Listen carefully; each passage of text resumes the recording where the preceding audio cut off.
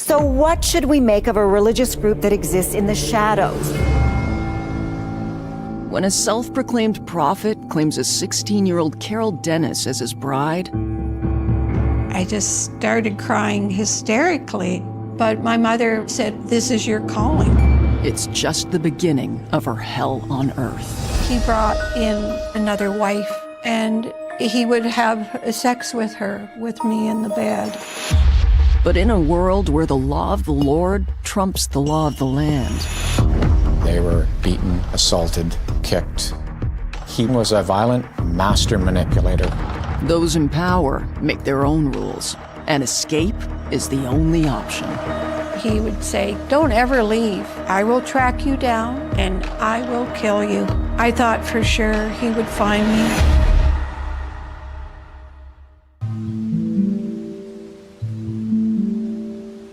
I was high energy. From the time I was born, I was happy-go-lucky. Anything to do with outdoors brought me joy. But my mom thought the world was evil, and one day God would destroy it. My dad didn't really pay any attention to any of it. He worked all the time. He drove a bus and taxi cab. It's the late 60s in Owen Sound, Ontario. Carol Dennis's mom takes her to a new church founded by a charismatic Mormon minister. Stan King told everyone that God had spoken to him and that this was his destiny, that he was to be the prophet. And my mother got all interested in it and joined Stan's church, the Church of Jesus Christ Restored. And that's how it all started. I didn't know all the hidden secrets at that time. As Stan got to trust my mother a little bit, she was brought into that inner circle where some of these secrets were being shared. There was a lot of whispering going on. Mom was receiving phone calls. As a sheltered teen, unexposed to the outside world, Carol is ill-prepared for the day her mother sits her down for a talk. She said, "God has a special calling for you. He wants you to be Stan King's wife." I looked at her in disbelief. I said, "Well, he already has a wife. That's not possible." She said, "Well, this is what God wants. This is your calling." The doctrine of polygamy is really based in Joseph Smith's teaching that having many wives was important in order to get to the kingdom of heaven. So who better to groom a young girl to become a polygamous wife than her mother? If God is speaking to the man who wants to marry your daughter, you give up your daughter because your family gets to go to the celestial kingdom with you. She said, "You are going to give birth to special children, special sons that will do great work for God." I just started crying hysterically. It was just revolting to me. I said, "He's old. He's double my age." I'd be 16, 17. From that point on, my life was sheer hell. She started giving me medication, sedating me to calm me down. What she gave me, I don't remember. Finally, I was just a walking zombie. I started to lose Carol. I had to become somebody else. It's a grooming process. It's a slow process. If you don't follow the rules, you don't get into heaven. And those are very, very powerful ideas.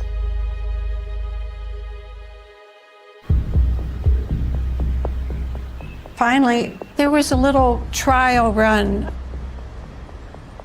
There was a member that lived in Owen Sound, and I was to go to this lady's house. And when I got there, everybody left, except Stan. We joked and chit-chatted, and the next I knew, He was on top of me, and I was horrified, and I jumped up and started screaming. So he phoned my mother, and she came and got me. A few days later, Mom received another call from this same lady. "Bring Carol, Stan's not here." And when I got there, she started yelling at me. "How dare you? Don't you reject him like that." So Mom took me home after that episode, and things proceeded from there. My mother continued to manipulate me and work with me until eventually I gave up.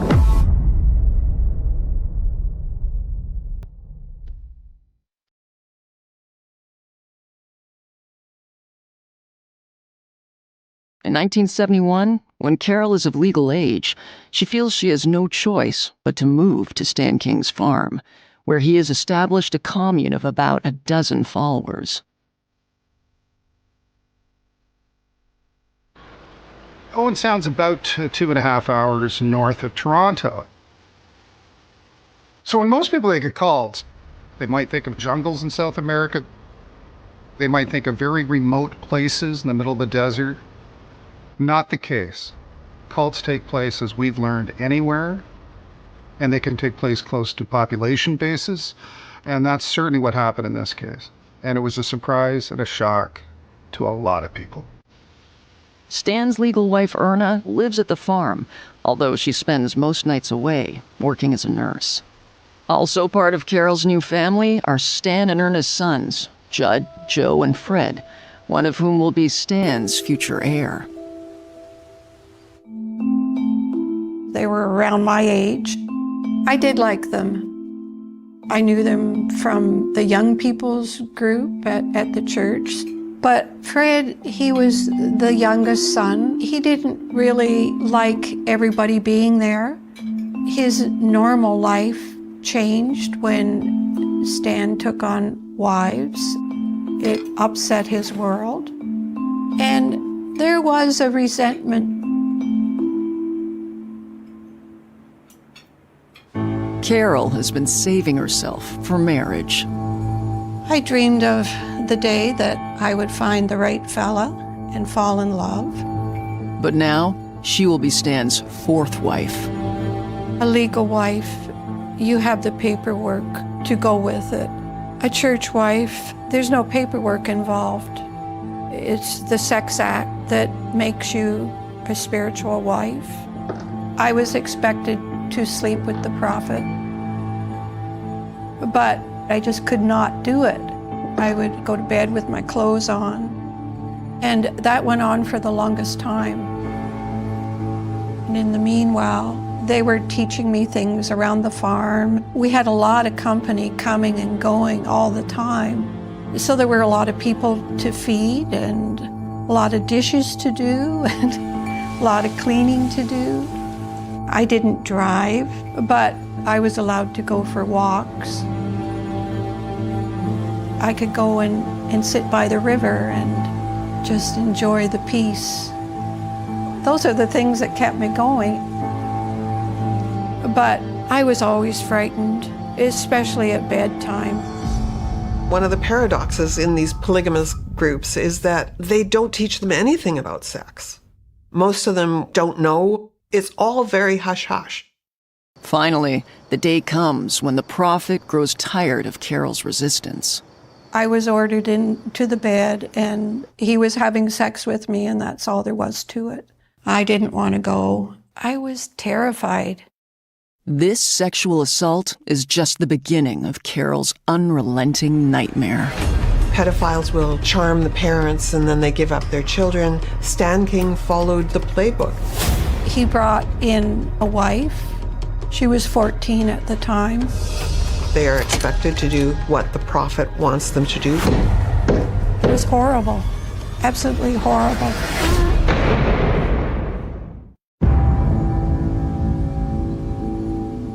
A few months after Carol Dennis moves onto his farm commune, Stan King makes her his church wife by taking her virginity. I guess you could call it rape.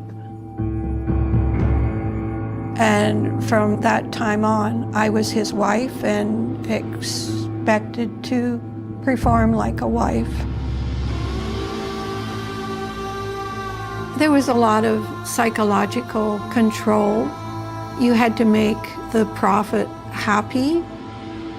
Eventually, he brought in a wife, a young girl, and she stayed with us. And he would have sex with her, with me in the bed. Her name was Lolly. She became Stan's wife when she was 10 years old. So she was quite comfortable with that life.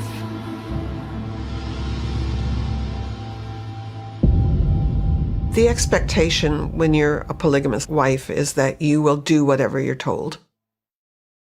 If your husband says to you, you must come to my bed tonight, and he asks 2 other wives or 3 other wives, they all must show up. And when they show up, they are expected to do what the prophet wants them to do.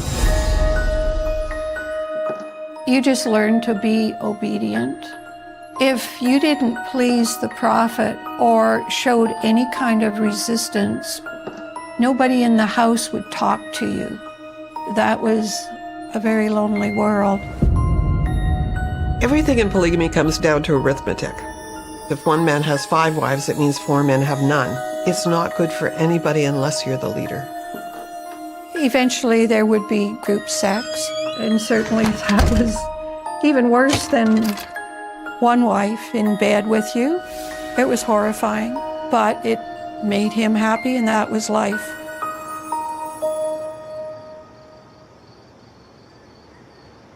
While Carol's night duties are in the bedroom, her days offer little respite. It was a busy, busy life. We raised turkeys and pigs on a large scale.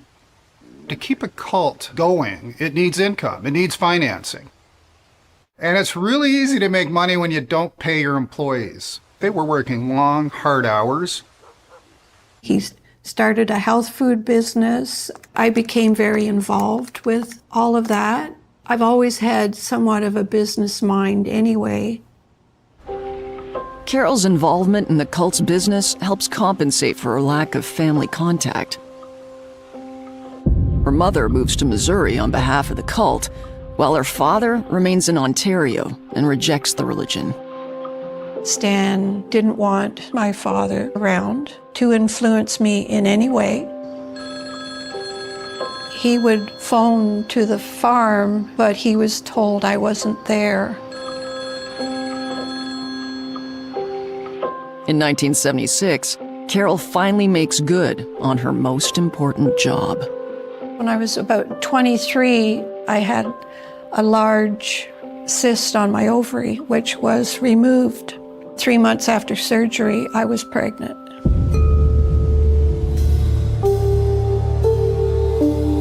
My father didn't know anything about it, but about 6 weeks before my son was born, he worried for my safety.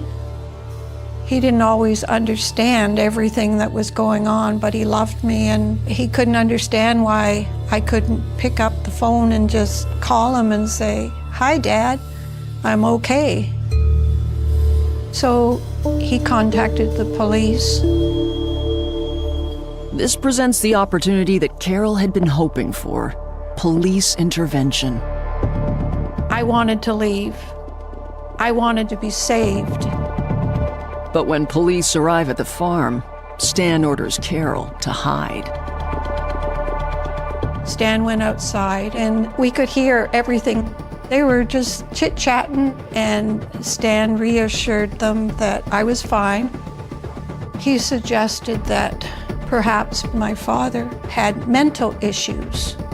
After all, Carol's an adult, 24 years old, so everything was dropped, and police were pleasant, and they drove away.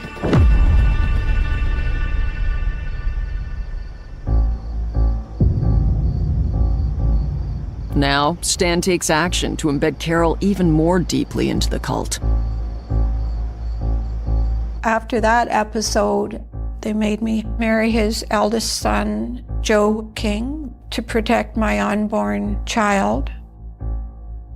Stan, being the father, they didn't want that revealed, that he had a polygamous wife, let alone many polygamous wives. So the marriage to Joe was a sham marriage, on paper only. He never touched me.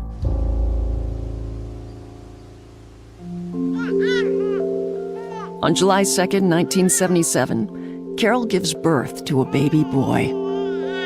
It was amazing. It brought me so much happiness. So much. And then 18 months after he was born, I had my second son. 2 bundles of joy. It gave me reason to live. Stan would beam when he was around them. He just loved them, he adored them. And my sons adored him too. They loved him so much. For the first time in 5 years, Carol feels some contentment in her life. But Stan's youngest son, Fred, doesn't share this sentiment. Fred King showed episodes of jealousy towards my sons. He would torment them. Here's a candy, and would almost be in their hand, and he'd take it away and put it in his own mouth. He was just mean to them.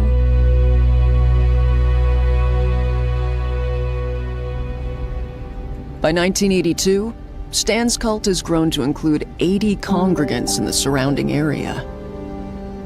There was a lot happening.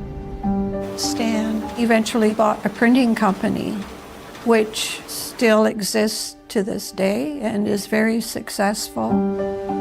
Stan also buys a former ski lodge just outside Owen Sound to accommodate his growing flock. There was a lot of heavy-duty renovation, and everybody was working at it to help. We had church branch in India. We supported an orphanage there. By 1986, Stan has 7 wives and 10 children. He has fulfilled his dream, and Carol has come to terms with her role when tragedy strikes.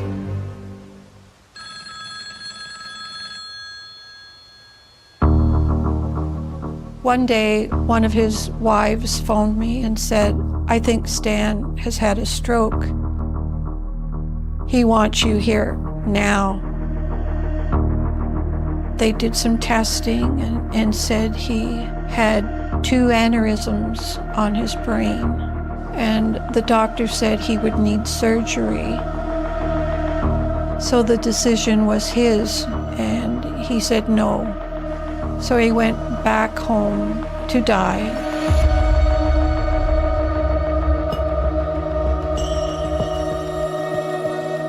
And the last day came. I was with him, and I did see him take his last breath, and I felt his last heartbeat. Fred was really angry, and he blamed Stan's death on the members, on all of us. And then he decided to resuscitate him. Fred did the heart compressions, and then I was told I would do the mouth-to-mouth. He would swear at me, "Keep going, bitch, keep going." Stan is unresponsive, but Fred will not be deterred. She has to try and wash the body and try and keep the body clean, even as it's decomposing. It is the worst smell I have ever smelled. I still have a nightmare about it. Carol will soon learn that Fred's wrath has only just begun. Hours after the death, Fred King remains convinced that his father will rise from the dead and insists that Carol continue to care for him. It was unbelievable. I knew he was gone, and I did not believe he was coming back. But I had to bathe the body every day. And I would have to tie a scarf around my mouth so I didn't breathe it in because it would make you feel so nauseated. But also his body was going puffy and distorted. It was horrible, absolutely horrible. After almost a week, a priesthood member said, "Look, this body needs to be buried," and Fred agreed. So the ambulance, the coroner, were all called. The police were there. We had to write out what happened. We were told to say that his wife, Erna, just could not give up the body, and that reason was accepted by the police, and no charges were laid. I eventually had to tell my children that their father died. That was hard. Some years before, Stan said that Fred would take over his position, but I worried about Fred because I knew he didn't like me, and I thought, will Fred be able to lead this church, or will we all go to hell? When Fred took over, he kicked myself and my two sons out of the farm, and I was supposed to move to Guelph with another church wife, Angie, and her children. Although Carol continues to attend church every weekend, her new home is 2 hours away. It was a really big deal for my children. They were country boys, and suddenly we had neighbors all around us. And Angie didn't really like me, but at least the church wife thing would be over with. And I was looking forward to that part of it. I was told to pick up a cleaning job, and every cent I made was handed over to Angie because I wasn't trustworthy. It was a new chapter, a very different chapter. A year later, one of Carol's main assumptions about her new life is shattered. It was conveyed to Angie to tell me that Fred would be taking over all the wives. And so I would be married to Fred.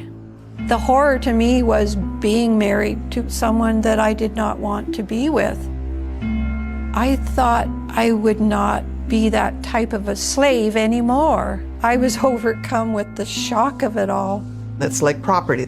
The new prophet will quite often take the previous prophet's wives. And in this case, it was a toxic mixture of Fred with Carol. He showed up at my house and he said, "Take your pants off and get on the bed." And he had sex with me. I felt degraded. I found him revolting. He was considered my stepson and half-brother to my own children, but I had no choice. And I was in the same situation all over again. It was so depressing.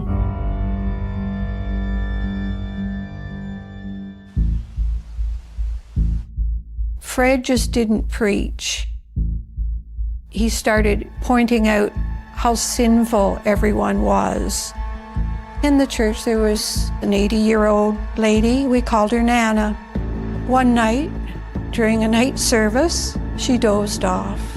Fred rose his voice and proceeded to chastise her.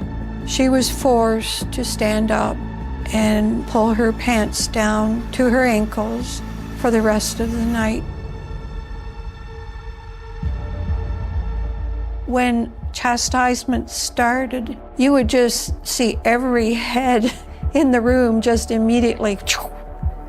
If anyone ever intervened, they would be dead meat. Various people were physically assaulted. Many of these prophets, it depends where they come in the lineage. Stan King had to be a charming guy in order to get people to follow him. Fred doesn't have to be charming. He has inherited this. As a mother, seeing my sons assaulted, it just shattered me inside. I would think to myself horrible things about Fred, like, should I get his butcher knife and slit his throat? You were a work slave, you were a sex slave. He took his frustration out on all of us. One time, my son and I wanted to buy a couple of books for Fred's sons who were having a birthday. But we didn't have the money, so we knew if you went picking raspberries, you could get paid. So we did this, and within a few days, Angie went to Fred and tattled on us. The following Sunday at church, Fred asks Carol to step outside. I tried to explain to him that we were going to buy a couple presents for his two sons, but he just roared at me. I was evil, I was a pig, and he started throwing me against a pillar on the porch. I lost track of how many times he slammed me, and then I was on the cement ground. Obviously, I had been unconscious, but he was still screaming at me. Finally, he informed one of his other church wives, get her something to wear, and he left. My clothes were ripped. My nose was bleeding, my mouth was bleeding, and she looked at me and filled with tears. He didn't know it, but she gave me a hug. To this day, I'm in pain because of that beating. 5 years later, when Carol's eldest son is 30 years old, he wakes her up one day with some life-changing news. He said, I have someone picking me up and I'm leaving. I was shocked. He didn't want to leave us behind. But his chastisements were getting so severe. He said, I know you two are not ready to leave yet, but I just can't do it. I can't take anymore. So I stayed for my youngest son, but I couldn't quit crying. I was falling apart. I was in so much trouble because my eldest son left that my life was just even worse, if you can imagine that. I was chastised because I was an unfit mother. A year later, the pain becomes unbearable. And I thought then, look around at all the people you love because you'll never see them again. Monday morning, when I get home and everybody's gone to work, I will sneak out and phone my oldest son. I made all the arrangements to leave, and a time was set. When my youngest son came home, he said to me, I'm too afraid I will go to hell. I said, he's going to kill me, but he didn't want me to leave. He blocked the door. Carol King has finally mustered the courage to escape Fred King's tyranny, but she's faced with an impossible dilemma. Her 29-year-old son refuses to leave. Finally, my youngest son moved away from the door and let me leave. I said, I love you, and grabbed my belongings. Everything I had in the world was in 2 garbage bags. My oldest son arrived with a vehicle, and I was out of there. Leaving my youngest son behind was torture to me, but he knew if he wanted to leave, he could reach out to me. Maybe someday he would. Carol has been with the cult for 37 years. It's all she's ever known. Eventually, my oldest son and I landed back in Owen Sound, and we started a new life. I landed a job cleaning offices. Things were difficult. I didn't always have enough food. I had to walk everywhere. I worked all day and most evenings. Carol was lucky. She was lucky that her son chose to leave and was the catalyst to her leaving. She was lucky that she was resilient, and she was extraordinarily lucky that one of the people she met while she was cleaning was John. When I met Carol, I was a city councillor in Owen Sound. I was also doing some contract work at Bayshore Broadcasting. This lady named Carol started to appear at the radio station. He introduced himself, and a friendship blossomed. He could make me laugh, and it really felt good to laugh because I had lost my sense of humor over the years. Eventually, he did ask me out to dinner, and I said yes, which shocked me. And our friendship grew into a romantic situation. It was the first time I had ever been in love. This is what it's like. I was totally smitten, just totally. 3 or 4 months into our relationship, she decided to sit me down and tell me what her past was. When she finished that, she said, "If you decide to walk away, I will understand." And I said, "Well, what do you want me to do?" And she said, "I want you to stay." And so, here we are. I couldn't propose to Carol until her divorce came through, from the sham marriage to Joe King. It was essentially uncontested. And then it was time to propose to her because now she's legally available material. We were married in October. It was such a happy day, very small wedding, and a new chapter on that path of freedom. But despite Carol's happy ending, she hasn't yet dealt with her own demons, and the trauma she suffered for so many years is brimming under the surface. A winter coat that John had bought me that meant so much to me was stolen. For someone to steal that off a coat rack, I just could not get over that. And that's when I said, I'm tired of being a victim. I want to do something about Fred.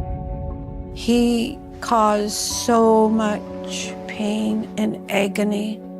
He needed to lose all his pleasures and privileges. And that's when legal actions were started.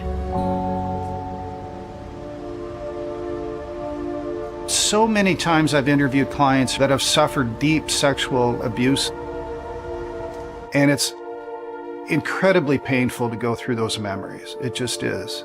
And many of them are very busted up human beings. But Carol, from somewhere, was just like a rock of Gibraltar. And I remember just being gobsmacked by what I was being told. And I just let Carol talk and talk and talk. We knew that the criminal justice system in this country, the sentences for even some of the worst sexual abuse, just often are not very meaningful. Let's be blunt. If you want to get to somebody like Fred, you get his pocketbook. We filed a civil suit, which spelled out a number of abuses, including physical, sexual, financial, and psychological. And there was a price put on each of those things. And early February of 2010, Fred King was served with the papers.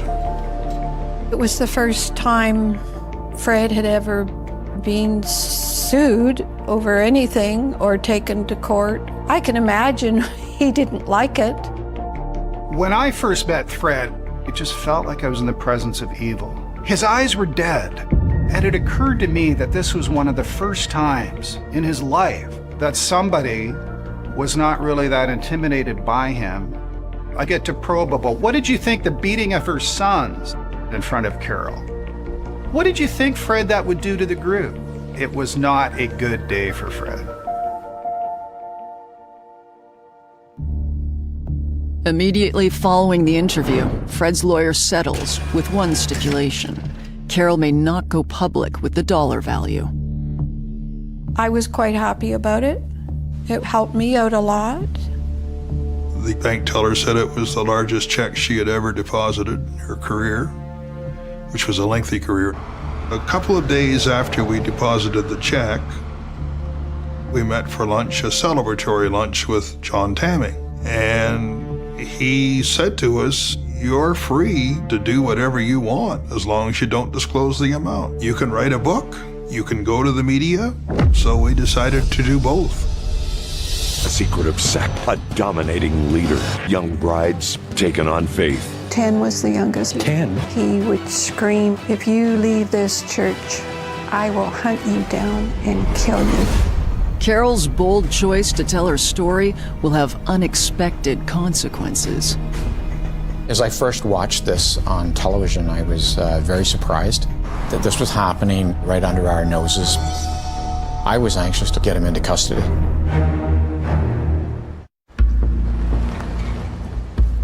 Gray County Police are launching an investigation into Fred King's polygamous cult. First step was to go and meet Carol Christie. The whole story is so bizarre that it is somewhat unbelievable, but they believed me.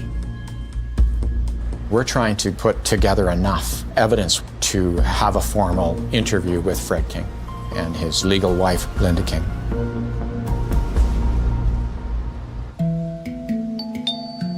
So we have to get the interviews done of all the other people first. I did find it odd that the different church wives would actually give the same answers, and particularly as far as who is the father of your children. Their answer being, "I don't know," was somewhat scripted. I heard that over and over. Police also tracked down a few other cult escapees. They told us a number of cases where they were physically beaten, assaulted, kicked, or the allegation of Fred grooming a very young girl, 11 to 13 years of age. Fred King was a violent master manipulator.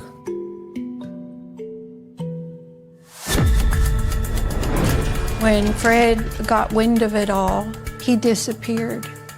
Police are still looking for 55-year-old Frederick King. He has been charged with assault, sexual exploitation, assault causing bodily harm, uttering death threats, and assault with a weapon. Weeks pass, and finally, there is a break in the investigation. A license plate associated to Mr. King had been run by an officer in front of a motel. And he advised me that a woman had booked in by the name of Linda King. Detective Ridgway sets up surveillance outside the motel. Hours later, he observes Linda King heading towards the parking lot where she gets inside a van. And sure enough, Mr. King emerged from the motel room and went straight into the passenger side of the van. I got out of the police unit, opened the passenger side of the van, and I advised Mr. King that he was under arrest for assault.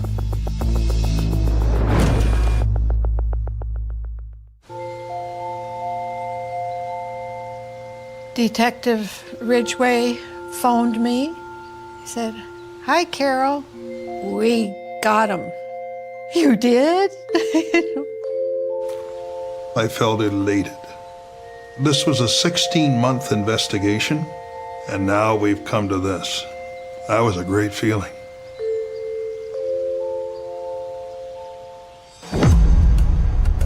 There was a plea bargain. The Crown attorney felt if we accepted it, Fred would get some jail time. Our witnesses were escapees. They had their fears. We were afraid we were going to lose them. The advice was that we should accept the plea bargain.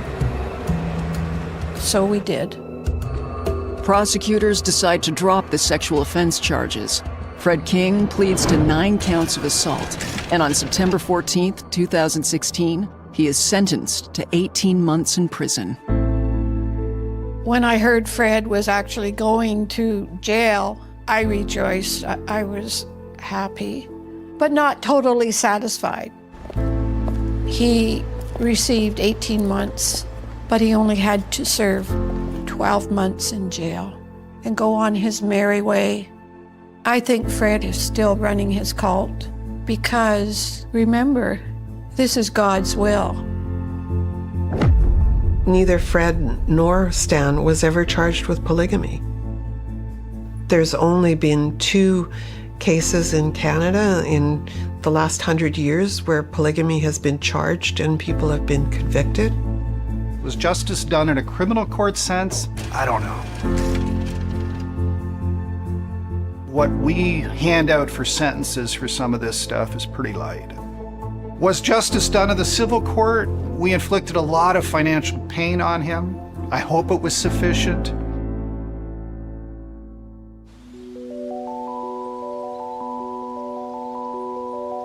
I've been able to help other escapees as well.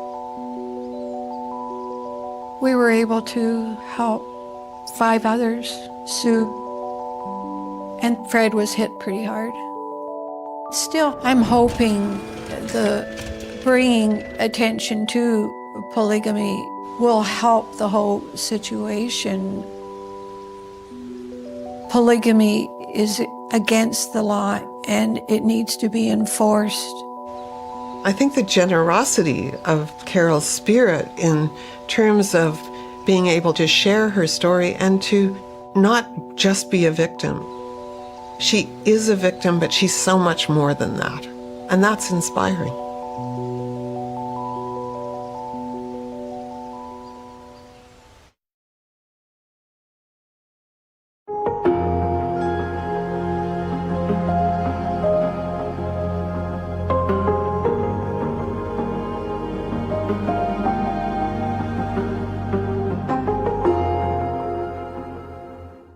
The call came in at 3:17 a.m., cutting through the humid Florida night like a blade through flesh, a single sentence whispered in panic, then swallowed by static. She's gone. Not missing, not late, not unaccounted for. Gone, as if the word itself were too fragile to survive the weight of what it meant. By sunrise, the quiet coastal town of Harbor Pines would be flooded with police lights, helicopters, and a creeping dread that seeped into every doorway, every whispered conversation, every locked window. By nightfall, the case would already be slipping into the shadows, into that dark, unresolved limbo that would haunt this community for nearly 2 decades. And long before anyone knew it, this would become one of Florida's most chilling cold cases, a story of silence, buried secrets, and a single family tip that would, years later, trigger a capture so shocking it would leave even hardened detectives speechless. Harbor Pines was the kind of place where people waved to strangers and left doors unlocked, where children rode bicycles past sunset and neighbors knew each other's routines better than their own. A thin ribbon of highway cut through palm groves and low-slung houses, leading toward the endless glitter of the Atlantic. Tourists passed through without stopping. Nothing ever happened here. And yet, on the morning of June 12, 2005, the stillness fractured. The missing woman was 27-year-old Emily Carter, a local schoolteacher with an easy laugh and a habit of jogging before dawn. She had left her house at 5:40 a.m., just as she did every weekday, her car parked neatly in the driveway, her front door unlocked, a glass of water still sweating on the kitchen counter. She never returned. Her route was familiar, a looping path along the coastal road, skirting mangrove thickets, passing the old marina and the abandoned citrus warehouse. Witnesses would later recall seeing her running, ponytail swaying, earbuds in place, oblivious to the fact that she was already being watched. At 6:02 a.m., a fisherman noticed a lone sneaker near the edge of the road, half hidden by sand and debris. He assumed it had fallen from a passing truck. By 7:30, search teams were combing the area, dogs straining at their leashes, helicopters scouring the marshland, divers probing the murky shallows. But there was no body, no blood, no sign of struggle, just that single shoe and the echo of footsteps that led nowhere. The initial hours were frantic, a blur of flashing lights, shouted commands, and rising panic. Her parents arrived, pale and shaking, clutching each other as detectives explained procedures they didn't want to hear. Friends gathered in stunned clusters, replaying the same questions on a loop. Why would she vanish? Who would want to harm her? The town's sense of safety collapsed in on itself, replaced by a creeping fear that clung to every shadow. For days, volunteers searched the coastline, the forests, the drainage canals. Flyers bloomed on telephone poles and storefront windows. Radio stations interrupted programming.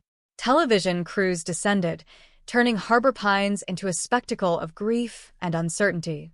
And then, slowly, the momentum died. Leads dried up. Sightings blurred into contradictions. Tips arrived by the dozens, each promising, each collapsing under scrutiny. A stranger in a red truck. A scream near the marina. Footprints that vanished into the tide. None of it held.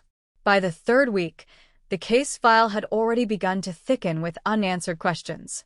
Emily's life offered no obvious clues. No enemies. No history of risk. No volatile relationships. She had been engaged, planning a wedding for the following spring. She loved her students, adored her family, volunteered at the animal shelter. The portrait was painfully ordinary, which only deepened the mystery. Ordinary people did not simply evaporate. Detectives circled the same possibilities again and again. Abduction. Hit and run concealed. A crime of opportunity. A targeted attack. Each theory fractured under its own weight. There were no witnesses to a struggle, no damaged vegetation, no tire marks, no discarded belongings beyond that solitary sneaker. The shoreline revealed nothing but shells and drifting seaweed. The marsh swallowed sound and light alike, but divers found only silt and tangled roots. The case stalled, trapped in a loop of maybes and almosts, and slowly, imperceptibly, it began to slide toward that dreaded designation, cold case. Months passed. Seasons turned. Harbor Pines tried to move on, but the absence was a wound that refused to heal. Emily's empty house became a silent landmark, its windows dark, its mailbox stuffed with unanswered letters. Her parents held on to hope with a desperation that bordered on agony, clinging to every rumor, every alleged sighting in distant towns. Birthdays and holidays passed in a haze of grief. Her fiancé left, unable to live under the constant weight of not knowing. And somewhere, buried beneath the sediment of time, the truth lay waiting. Detective Mark Harlan never forgot that case. A veteran of violent crimes, he had seen brutality in all its forms, yet something about Emily's disappearance gnawed at him. The lack of violence. The absence of chaos. It was as if she had been erased. Over the years, he returned to the file again and again, rereading transcripts, studying maps, tracing the path of her final run. He noticed patterns others dismissed. A cluster of similar unsolved incidents along the coastal highway. A sequence of anonymous tips that hinted at local involvement. Names resurfaced, then faded, then resurfaced again. But without evidence, the case remained locked in procedural stasis, an unsolved puzzle sealed behind legal barriers. As the years stretched on, Harbor Pines changed. New families moved in. Old houses were torn down. The abandoned citrus warehouse was converted into luxury condos. Children who once taped missing person posters to windows grew into adults who barely remembered why they had done it. Yet beneath the town's glossy renewal, the story lingered, whispered late at night, shared in hushed tones at backyard gatherings. The woman who went for a run and never came back. The cold case that refused to die. Then, nearly 20 years later, a single phone call shattered the silence. It came from inside a family, hesitant, fractured, burdened with years of guilt. A voice, trembling, offered details that had never appeared in any report. Names. Locations. A memory long suppressed, now clawing its way to the surface. The tip was precise enough to make detectives freeze, precise enough to justify reopening the file with a level of urgency not seen since 2005. Within hours, a dormant investigation roared back to life. Old evidence was dusted off. Archived interviews replayed. Search warrants were drafted. Surveillance teams mobilized. And quietly, without alerting the media or the town, police began to close in. The suspect was someone no one expected, someone whose face was as familiar as the streets of Harbor Pines themselves. A man who had lived in plain sight for years, who had built a life atop a foundation of silence. A man connected, by blood and history, to the voice that finally spoke. The implications were staggering. If the tip proved accurate, it would not only solve a mystery that had haunted Florida for 2 decades, it would tear apart an entire family, exposing a network of secrets that had survived through fear, loyalty, and denial. In the days that followed, unmarked vehicles parked discreetly along suburban streets. Plainclothes officers trailed a single figure, documenting routines, movements, habits. Old acquaintances were questioned under the guise of routine inquiries. Records were subpoenaed. Forensic teams revisited long-forgotten sites, digging into soil hardened by time. Every step was calculated, every action restrained, as if the investigation itself were holding its breath.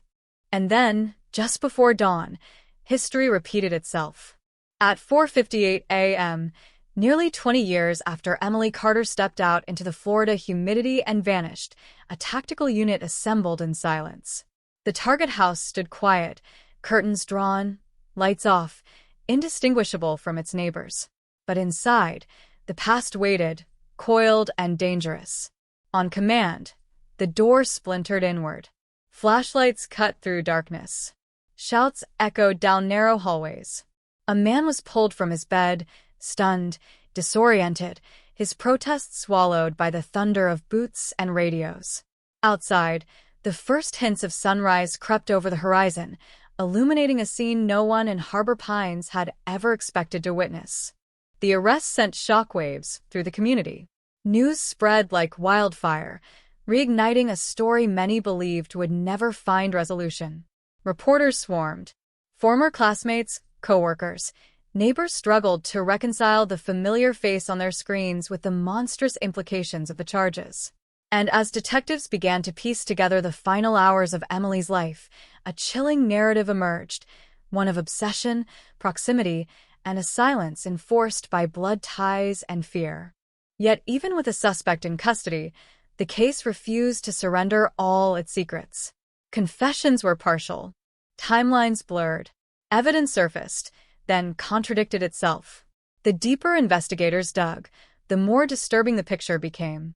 This was no impulsive act, no random crime. It was a calculated disappearance, engineered to leave nothing behind, executed with a precision that bordered on methodical. A perfect crime, designed to dissolve into rumor and memory, undone only by the slow erosion of time and the unbearable weight of guilt. And as Harbor Pines grappled once more with the specter of its darkest chapter, one truth became impossible to ignore. Some mysteries do not fade. They wait. They linger. They watch. And when they finally resurface, they do so with a force capable of shattering lives all over again. The interrogation room was colder than it needed to be, an intentional chill designed to unsettle, to pry open the cracks in a suspect's composure. Fluorescent lights hummed overhead, casting a sterile glare across the metal table where Daniel Mercer now sat, wrists cuffed, shoulders slumped, eyes darting between the two detectives who had spent nearly half their careers chasing ghosts. For almost 20 years, Mercer had been a fixture in Harbor Pines, a contractor, a youth baseball coach, a man known for lending tools to neighbors and fixing broken fences without being asked. And now, with the echo of the breached door still ringing in his ears, he found himself staring into the silent accusation of a camera lens, the past finally pressing in. Detective Harlan leaned forward, sliding a thin folder across the table. Inside were photographs, yellowed with age, edges frayed by countless reopenings. Emily's smile, her running shoes, the deserted stretch of coastal road, the abandoned citrus warehouse, long since converted, its skeletal frame captured in grainy surveillance stills from 2005. Mercer's jaw tightened. His breathing slowed, then faltered, just enough for Harlan to notice. "You know why you're here," Harlan said quietly. Mercer shook his head, a reflexive denial. the kind learned through years of avoiding hard truths. "No," he murmured. "I don't." But the evidence had already begun to stack, each piece resurrected by that single family tip, a whispered confession delivered too late, yet still powerful enough to tear the seal from a buried past. The tip had come from Mercer's younger sister, Laura, who after decades of silence had walked into a police station trembling, her eyes hollowed by exhaustion and remorse. She spoke of a night in June, of frantic phone calls, of a blood-stained shirt burned behind their childhood home, of a promise extracted through fear and loyalty. She spoke of Emily Carter and of the brothers she had once idolized. Laura's testimony unlocked doors investigators had long suspected existed. Old phone records, once deemed inconsequential, were reanalyzed. A brief call placed from a Marina payphone at 6:19 a.m. traced back to Mercer. Gas station receipts surfaced, placing him near the coastal road minutes after Emily's last confirmed sighting. A rusted shovel was recovered from a mangrove thicket behind a property he had owned at the time, its handle bearing microscopic traces of fibers consistent with Emily's running attire. Each discovery tightened the noose, transforming speculation into a suffocating reality. Yet Mercer remained silent, his gaze fixed on a distant point beyond the interrogation room walls. Silence had protected him once. He clung to it still. To understand how a man like Daniel Mercer could vanish a person without leaving a trace, detectives had to unravel the contradictions of his life. Born and raised in Harbor Pines, he had grown up on the margins, the son of an alcoholic fisherman and a mother who disappeared when he was 12. Responsibility hardened him early. By 16, he was working construction, learning to lift, to build, to repair. By 25, he had established a small contracting business, earning a reputation for reliability and skill. To the town, he was a survivor. To his family, a provider. To Emily Carter, he was merely an acquaintance, a man who had fixed her parents' fence years earlier, who occasionally waved as she jogged past his truck. But beneath that benign exterior lay a network of obsessions and resentments. Investigators uncovered journals, tucked away in sealed storage boxes, filled with cramped handwriting and obsessive notations. Dates, times, locations, observations of Emily's routine, recorded with an unsettling precision. He knew when she ran, which routes she favored, when traffic was lightest, when the marina was deserted. The realization sent a chill through the task force. This was not a chance encounter. It was preparation. On the morning of June 12, 2005, Mercer had parked his truck along a service road obscured by dense mangroves. Surveillance cameras were scarce then, the area a blind spot in municipal coverage. He waited. When Emily appeared, breath steady, music in her ears, he stepped into her path, forcing her to stop. What followed was never fully reconstructed. Mercer would later claim she stumbled, that she struck her head. Forensic reconstruction suggested a far more violent encounter, one that unfolded in seconds, yet sealed her fate. The absence of blood at the scene pointed to strangulation, swift, silent, lethal. What happened next was a masterclass in concealment. Mercer transported Emily's body to the abandoned citrus warehouse, where industrial debris and chemical runoff masked trace evidence.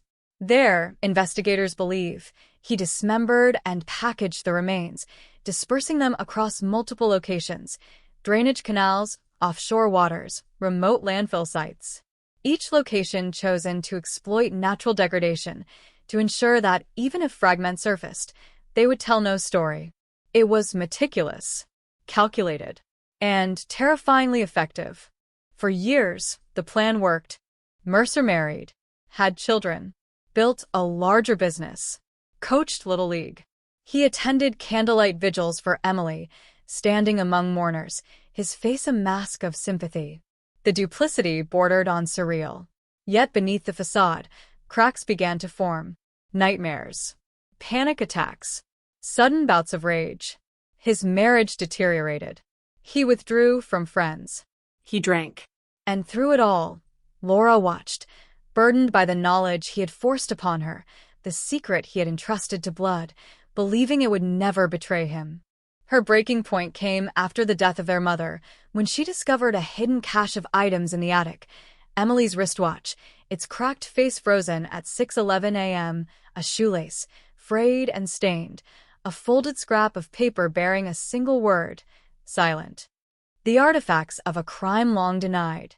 The weight became unbearable.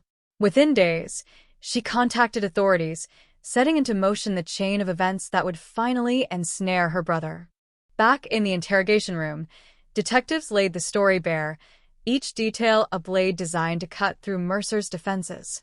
He listened in silence, jaw clenched, eyes rimmed red. When they reached Laura's testimony, something in him shifted. His shoulders sagged.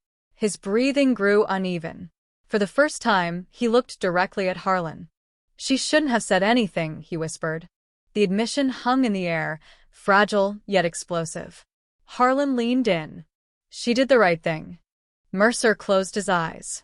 In that moment, the life he had constructed collapsed inward, the walls of denial crumbling beneath the relentless weight of truth. He began to speak, haltingly at first, then with a desperate urgency, as if unloading a burden he had carried alone for too long. He spoke of obsession, of envy, of a twisted desire for control. He spoke of fear, of panic, of the irrevocable instant when everything spiraled beyond recovery. And though his account sought to soften the brutality, the core remained undeniable. Emily Carter had not vanished. She had been taken, and her disappearance had been orchestrated with chilling intent.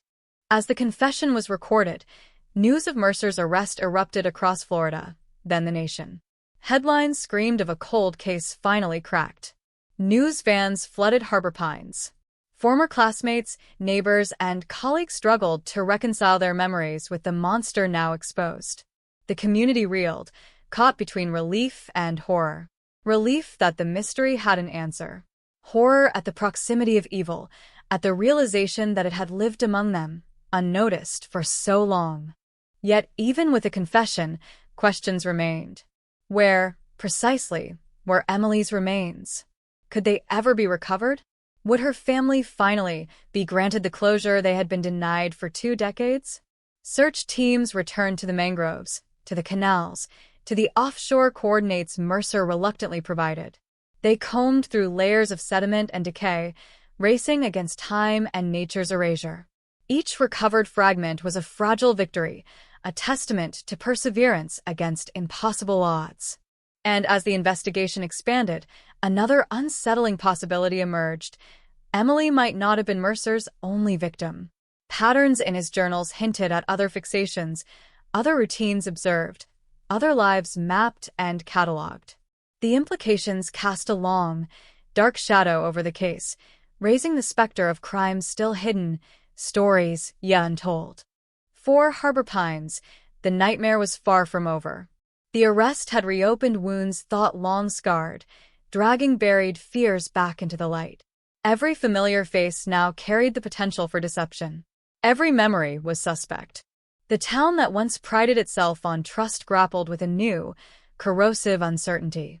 And at the center of it all stood the empty stretch of coastal road, where a young woman had gone for a run and vanished into history, her absence a silent scream that would echo through generations, a reminder that even in the brightest places, darkness can wait patiently, unseen, until the moment it chooses to strike. The search began again under a bruised Florida sky, heavy clouds hanging low as if the air itself were burdened by the weight of what was about to be uncovered. Mangroves stood tangled and motionless, their roots clawing into black water, hiding secrets that had slept undisturbed for nearly 20 years. Boats idled along the canals, engines murmuring like distant thunder. Divers slipped beneath the surface, vanishing into darkness thick with silt and decay. Onshore, forensic teams paced in tight grids, combing through layers of sand and debris, eyes trained for the smallest anomaly. This was no longer a rescue mission. It was a reckoning. Mercer's directions were cryptic, fragmented by fear and selective memory. He pointed to stretches of water, to half-forgotten landmarks, to bends in the road that no longer existed. Time had erased his markers, reshaped the terrain, blurred the boundaries between truth and fabrication. Yet investigators followed every lead, driven by the desperate need to bring Emily home, even if only in fragments. Each site became a focal point of hushed anticipation, the air thick with dread and fragile hope. At the third location, a drainage canal choked with algae and trash, a diver surfaced clutching a small, mud-coated object. Silence rippled outward as the artifact was laid gently onto a sterile tarp. A fragment of bone. Human. Weathered by years of immersion, yet unmistakable. Nearby, strands of synthetic fabric surfaced, degraded but still bearing traces of a distinctive weave consistent with Emily's running attire. The confirmation struck like a physical blow. For her family, it was both salvation and devastation, proof at last, and the shattering realization that the long vigil of hope had ended in irrevocable loss. As more remains were recovered, a grim mosaic began to form. The dispersal strategy Mercer employed had been designed to obliterate identity, to dissolve a human life into untraceable particles. But even nature could not fully erase the truth. Microscopic fibers, trace minerals, and degraded DNA fragments converged to tell a story that had been silenced for decades.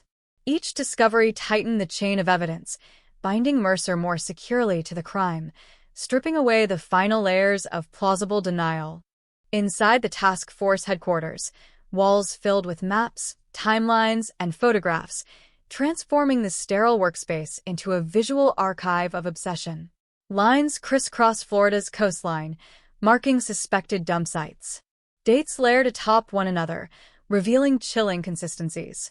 And at the center, Emily's face, smiling, unaware, anchored the entire investigation, a silent witness to the unfolding narrative. Yet the deeper detectives dug, the more disturbing the picture became. Mercer's journals, once dismissed as morbid curiosities, now read like reconnaissance logs. Names, addresses, patterns, women whose routines he had studied, tracked, cataloged. Some lived hundreds of miles away. Others resided uncomfortably close to Harbor Pines. Many had no idea they had ever been observed. The possibility of near misses, aborted plans, or undiscovered crimes cast a suffocating pall over the proceedings. Each entry represented a life brushed by unseen danger, a narrow escape from a fate similar to Emily's. Detective Harlan stared at the pages long after midnight, the ink blurring as exhaustion and rage collided. He wondered how many signs had been overlooked, how many opportunities for intervention had slipped through the cracks. The realization gnawed at him. Evil rarely announces itself. It hides in routine, in familiarity, in the mundane rhythms of daily life. It wears the face of normalcy, waiting patiently for the moment to act. As the investigation widened, federal agencies were brought in. Behavioral analysts dissected Mercer's patterns, seeking to understand the psychology that had driven him. They described a personality shaped by abandonment and control, by an obsessive need to dominate, to possess, to eliminate resistance. Emily, in their assessment, had represented an unattainable ideal, independent, vibrant, free. Her autonomy had become an unbearable provocation. The act of taking her was, in Mercer's mind, an assertion of power, a grotesque attempt to rewrite his own narrative of helplessness. Meanwhile, Harbor Pines reeled under the relentless glare of national media. News vans lined the streets. Satellite dishes sprouted from rooftops. Reporters camped outside the Carter family home, their lenses trained on every movement, every flicker of emotion.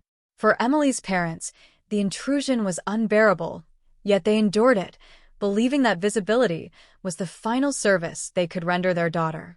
They stood before cameras, voices trembling, pleading for privacy, for dignity, for the chance to grieve without spectacle. Their pain became a public tableau, replayed endlessly across screens. In quieter moments, they sifted through memories, searching for signs they might have missed. Conversations replayed in obsessive loops. The jogs Emily loved. The strangers who had lingered too long. The uneasy moments dismissed as paranoia. Guilt crept in, corrosive and relentless. If only they had insisted she change her route. If only they had called her that morning. If only they had known. But regret offered no solace, only the hollow echo of what could never be undone. At the courthouse, prosecutors prepared a case designed to withstand every conceivable challenge. They layered physical evidence atop eyewitness accounts, forensic analysis atop digital reconstructions. Mercer's confession, though damning, was treated with caution. Its inconsistencies required corroboration. Its omissions demanded exposure. The goal was not merely conviction. It was truth, laid bare in its entirety, stripped of distortion and self-serving revision. Mercer, for his part, oscillated between defiance and collapse. Some days, he refused to speak, retreating into sullen silence. Other days, he offered fragments of memory, each revelation edged with self-pity and rationalization. He spoke of a moment of panic, of a life derailed, of choices made in terror. But beneath his words, investigators sensed calculation, the lingering impulse to control the narrative, to sculpt perception even now. Every statement was cross-checked, every detail scrutinized. Trust had no place here. As trial preparations intensified, a disturbing pattern emerged. Several women listed in Mercer's journals were contacted, their names unearthed from the sediment of his obsession. Many described eerily similar encounters: a truck idling nearby, a man watching from a distance, fleeting confrontations that left them unsettled but uncertain. None had reported the incidents. At the time, they had dismissed their unease as coincidence, as overreaction. Now, confronted with Mercer's arrest, they recognized the proximity of their escape. The realization spread like a chill through their lives, rewriting past moments in the harsh light of present knowledge. The implications were staggering. How many potential tragedies had been narrowly averted by chance alone? How many lives had brushed against catastrophe, unaware of the blade that hovered just beyond sight? The thought haunted investigators, fueling a grim determination to expose every thread of Mercer's hidden history, no matter how deeply buried. As autumn approached, the trial date was set. Harbor Pines braced itself for the return of its darkest story, now amplified by courtroom drama and relentless scrutiny. For nearly 2 decades, the town had lived with absence. Now it faced the unbearable weight of presence, of details, of images, of testimony that would resurrect every nightmare in stark, unyielding clarity. And through it all, Emily's voice remained absent, her perspective forever lost to time. What had she seen in those final moments? Had she recognized her attacker? Had she fought, pleaded, prayed? The answers lay entombed within Mercer's fractured memory, fragments he guarded even now, withholding the last vestiges of control. As the first day of trial loomed, a storm gathered offshore, lightning flickering across the horizon like silent artillery. In the charged stillness before impact, Harbor Pines held its breath, poised on the brink of revelation, unaware that the truths soon to emerge would not bring simple closure, but a deeper, more enduring unease, the knowledge that beneath the calm surface of ordinary life, unimaginable darkness can hide, waiting, patient and unseen. The courthouse doors opened before dawn, their heavy frames groaning as if reluctant to release what waited inside. By the time the sun crept over the horizon, a silent crowd had already gathered, pressed against barricades, eyes fixed on the steps where history was about to be replayed. Camera crews adjusted lenses. Reporters rehearsed opening lines. Families clutched each other in nervous stillness. For Harbor Pines, this was not merely a trial. It was an exhumation of memory, a public excavation of grief long buried beneath routine and denial. Inside, the courtroom pulsed with restrained tension. Wood-paneled walls absorbed the low murmur of anticipation. Jurors filed into their seats, faces taut with the awareness that they were about to bear witness to a narrative few could endure without flinching. At the defense table, Daniel Mercer sat motionless, his expression unreadable, his gaze fixed on the grain of the desk before him. He wore the uniform of the accused, dark suit, neutral tie, hands folded with practiced composure. Yet beneath that facade, Years of deception trembled, threatening to unravel. The prosecution's opening statement landed with surgical precision. No theatrics, no indulgence, just a relentless chronology, stripped of embellishment, laying bare the path from obsession to annihilation. Emily Carter's life unfolded in stark contrast to Mercer's shadowed preparations.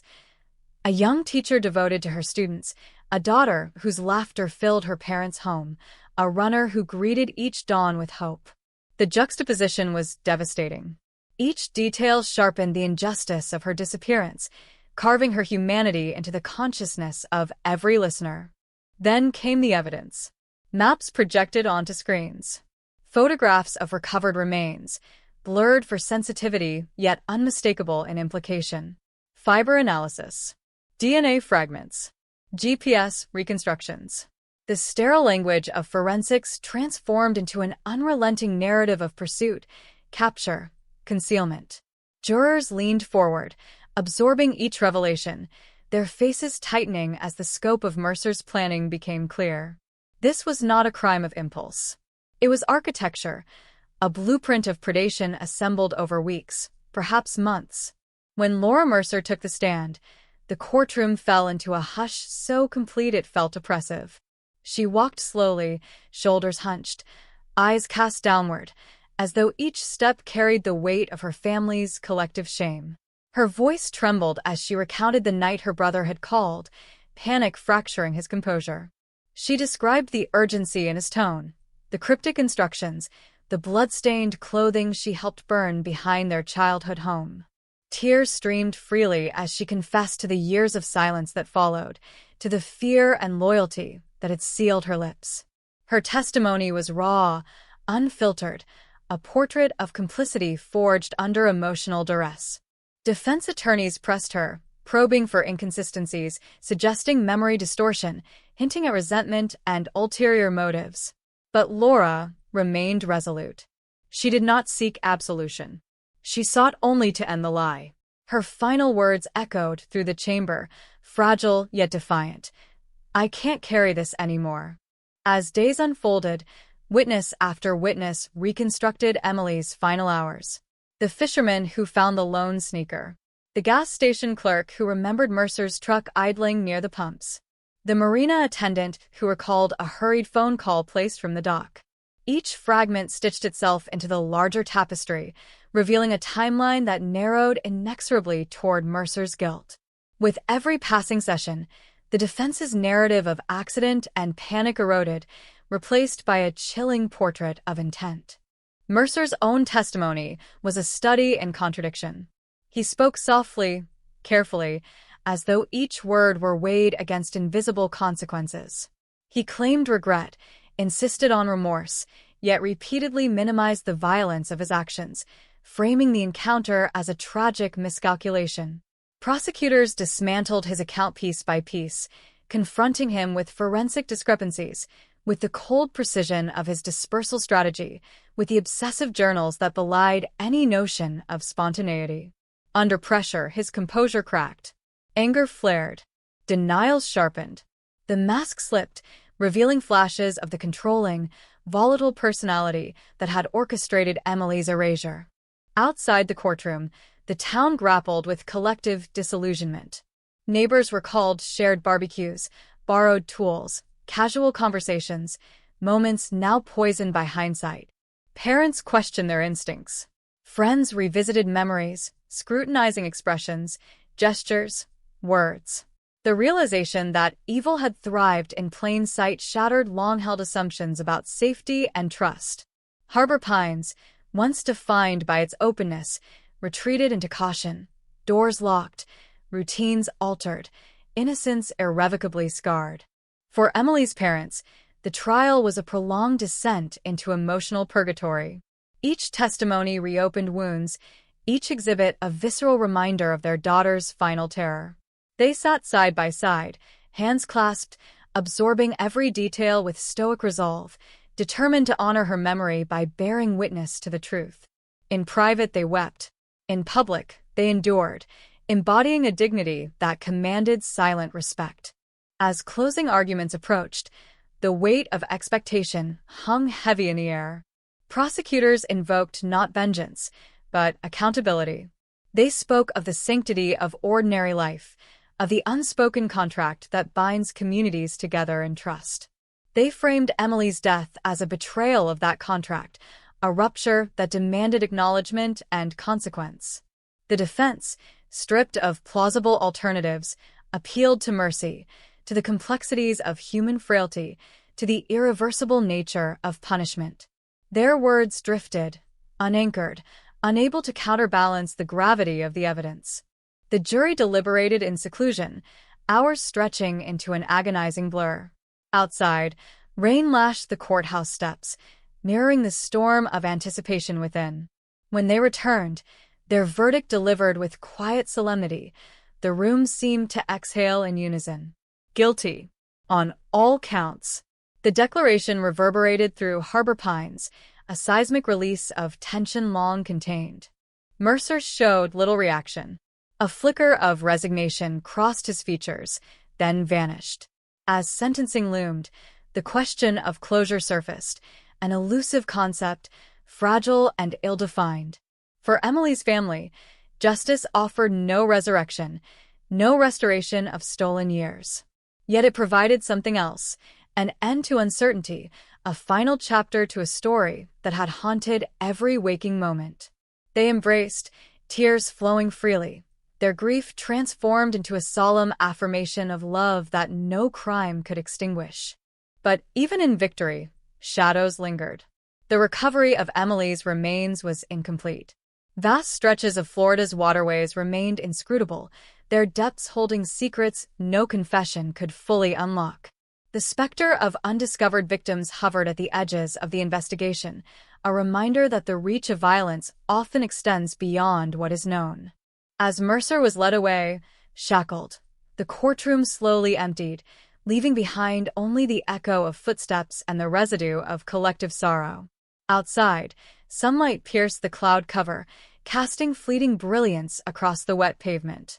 Life, relentless in its continuity, resumed its course. Yet for those who had lived within the orbit of Emily's disappearance, the world was forever altered, its contours reshaped by loss and revelation. The trial had ended, but the story had not. In the quiet that followed, Harbor Pines faced a new reality, one defined not by mystery, but by memory, by the enduring obligation to remember a young woman whose life had been stolen, and to confront the unsettling truth that sometimes the monsters we fear are not strangers in the dark, but familiar faces in the light. In the days after the verdict, Harbor Pines existed in a strange limbo, suspended between relief and mourning, between the finality of justice and the permanence of loss.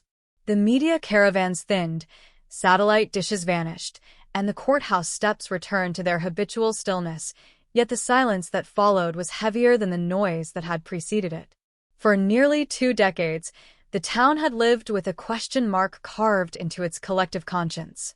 Now, with the mystery resolved, what remained was an ache, deep, persistent, and impossible to ignore.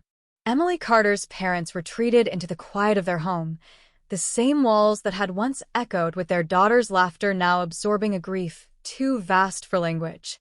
They sorted through her belongings, item by item, discovering fragments of a life interrupted, notebooks filled with lesson plans, postcards from students, running medals tarnished by time. Each object was a reminder of what had been taken, of the future erased. Yet amid the sorrow, there was also a fragile sense of peace, a knowing that Emily's story had finally been heard, that her name would no longer drift unanswered through the years. Memorial services were held beneath swaying palms, candles flickering against the encroaching dusk. Hundreds gathered, some who had known Emily intimately, others bound only by the gravity of her fate. Stories were shared, tears shed, and for a moment, the town reclaimed a piece of the unity it had lost. But beneath the ritual of remembrance lay a deeper unease, an awareness that the darkness uncovered in one man might not be an isolated anomaly, but a symptom of broader, more elusive threats. Investigators continued their work long after the headlines faded. Mercer's journals were dissected page by page, each entry scrutinized for hidden meaning. Analysts mapped his movements, cross-referencing dates and locations with missing persons databases, unresolved assaults, and suspicious incidents spanning decades. The process was exhaustive, unrelenting, driven by a singular imperative: to ensure that no victim remained lost to obscurity. In one such case, a woman from a neighboring county recognized her own name, scrawled in Mercer's distinctive handwriting, alongside a crude sketch of her daily commute. She recalled a series of unsettling encounters in the early 2000s, a truck that followed too closely, a man who appeared at her workplace uninvited, questions that lingered long after she had brushed them aside. At the time, she had dismissed her fear as paranoia. Now, confronted with the truth, her memories rearranged themselves into a coherent, terrifying pattern. She had been stalked, and she had survived by chance alone. Others came forward, their stories weaving a tapestry of near misses and narrow escapes. Each testimony deepened the chilling portrait of Mercer's predatory reach, his fixation not confined to a single target, but diffused across countless lives he had observed, evaluated, and, in some cases, abandoned. The realization unsettled investigators, fueling a grim hypothesis that Emily's murder may have been the culmination of a trajectory years in the making, a final escalation rather than an isolated act. Psychologists dissected Mercer's behavior, tracing the evolution of his obsessions. They spoke of gradual desensitization, of fantasy hardened into intention, of the erosion of moral barriers through repetition and secrecy.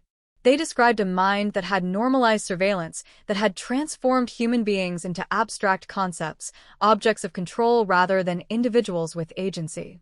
In this framework, Emily was not chosen randomly. She represented the convergence of vulnerability, opportunity, and fixation, a tragic intersection that sealed her fate. For Detective Harlan, the case left an indelible mark.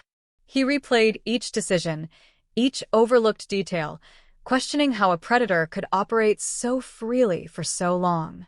He revisited the early years of the investigation, scrutinizing procedural gaps, technological limitations, the subtle biases that had shaped initial assumptions. The lessons were painful, yet invaluable. They became the foundation for policy changes, for expanded training, for the integration of behavioral analysis into routine patrol work. Emily's legacy, he resolved, would be transformation, a catalyst for vigilance that might spare others from similar loss. Yet, even as systems evolved, the human cost remained irreparable. Laura Mercer, whose testimony had shattered the conspiracy of silence, faced a life irrevocably altered. Shunned by some, supported by others, she navigated a landscape of guilt and isolation, burdened by the knowledge that her delay had prolonged suffering. Therapy sessions blurred into sleepless nights, haunted by the memory of blood-stained fabric and whispered threats. Redemption, she learned, was neither swift nor simple. It was an ongoing reckoning, a daily confrontation with the consequences of fear and loyalty misaligned. Mercer himself receded into the anonymity of the prison system, sentenced to life without parole. His name, once woven into the fabric of Harbor Pines, became synonymous with betrayal and violence. In letters intercepted by authorities, he oscillated between remorse and self-justification, his narrative shifting to accommodate his fractured self-image. But beyond the confines of his cell, his relevance diminished, eclipsed by the enduring resonance of his crime. As months turned into years, the town sought equilibrium. New families arrived, unaware of the ghosts embedded in the landscape. Children played along the coastal road, their laughter echoing where silence had once reigned. Life persisted, relentless and unapologetic.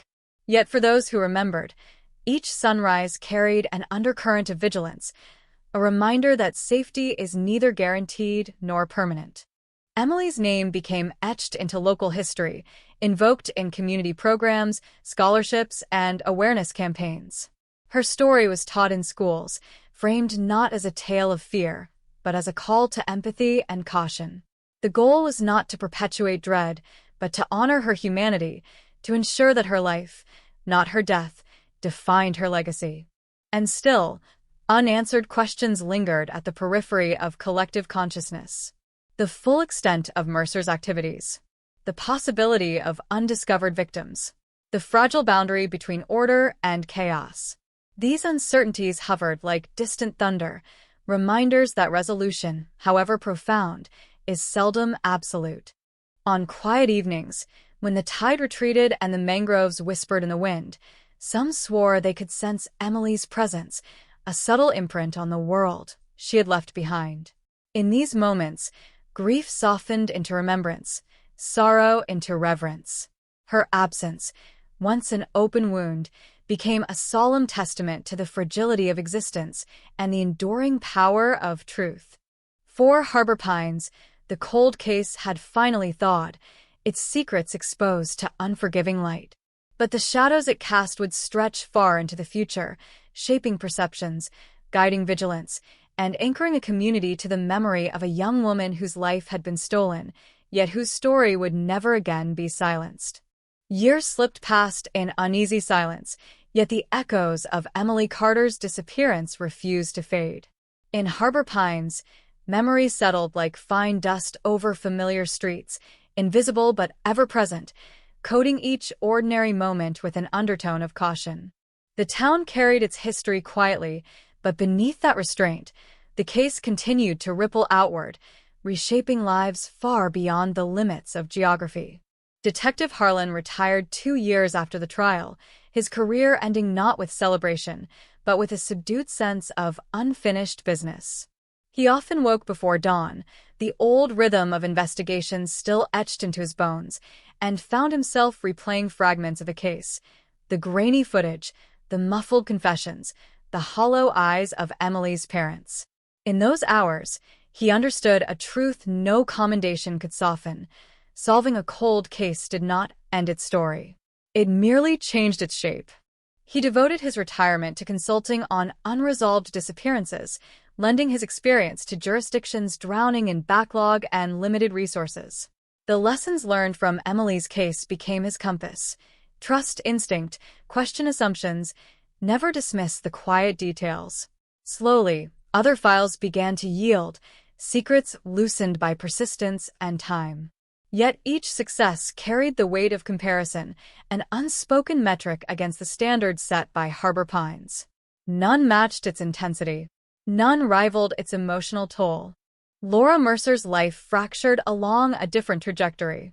She relocated, severing ties to the town that had both sheltered and condemned her. In a distant city, she worked quietly in a community center, counseling victims of domestic violence, her own experience lending an unspoken credibility. She rarely spoke of her brother, yet his shadow lingered in her every decision, shaping her relentless pursuit of atonement.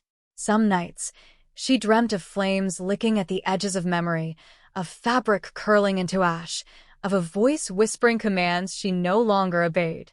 In waking hours, she clung to purpose, believing that each life she aided edged her closer to redemption. For Emily's parents, time softened nothing. Grief became a companion, constant and immutable. They transformed their home into a sanctuary of remembrance, walls adorned with photographs, shelves crowded with mementos. They established a foundation in Emily's name, funding self-defense courses, community patrol initiatives, and scholarships for aspiring teachers. In each endeavor, they sought to transmute loss into protection, despair into vigilance. Yet every milestone, birthdays, anniversaries, holidays, reopened the same wound, the absence as acute as the day she vanished. On the outskirts of town, the coastal road remained unchanged, a ribbon of asphalt tracing the boundary between land and sea. Runners still traversed its length, their silhouettes slicing through dawn mist. Drivers slowed instinctively near the curve where Emily's sneaker had been found, as though the pavement itself retained memory. Over time, a small memorial emerged, a weathered cross, a bouquet of plastic flowers, a laminated photograph bleached by sun and rain. It stood as a silent sentinel, a marker of both tragedy and resilience. The case's resonance extended into broader discourse, reshaping investigative methodologies across the state. Law enforcement agencies adopted enhanced protocols for missing persons, prioritizing early action, cross-jurisdictional collaboration, and behavioral analysis. Cold case units received renewed funding, their efforts buoyed by the knowledge that even the most entrenched mysteries could yield under relentless scrutiny. Emily's story became a catalyst, its impact reverberating through training manuals, legislative debates, and public awareness campaigns. Yet despite these advances, an undercurrent of unease persisted. The possibility of undiscovered victims haunted the periphery of every discussion. Mercer's journals, though meticulously examined, left gaps, dates unaccounted for, entries abruptly truncated, patterns hinted but not confirmed. Investigators continued to pursue leads, chasing specters across archival records and faded memories. Each potential connection sparked cautious hope, often extinguished by the harsh reality of insufficient evidence. The search for completeness became an endless horizon, receding with every step. In one haunting instance, skeletal remains unearthed during a construction project 30 miles north triggered a flurry of forensic activity. DNA analysis suggested a timeline consistent with Mercer's documented movements. For weeks, anticipation hung heavy, only to collapse when results identified the victim as an unrelated missing person, their fate sealed by a separate, long-forgotten crime. Relief and disappointment collided, underscoring the relentless ambiguity inherent in such work. As Harbor Pines navigated the slow restoration of equilibrium, new narratives emerged, reshaping the town's identity. Where once it had been defined by tranquility, it now bore the imprint of endurance. Community forums flourished. Neighborhood watches strengthened. Conversations about safety replaced complacency. The collective trauma, rather than fragmenting the town, forged a cautious solidarity, a recognition that vulnerability demanded unity. Children who had been infants at the time of Emily's disappearance grew into adolescents, their understanding shaped by whispered stories and cautious warnings. They learned to share locations, to check in, to remain alert.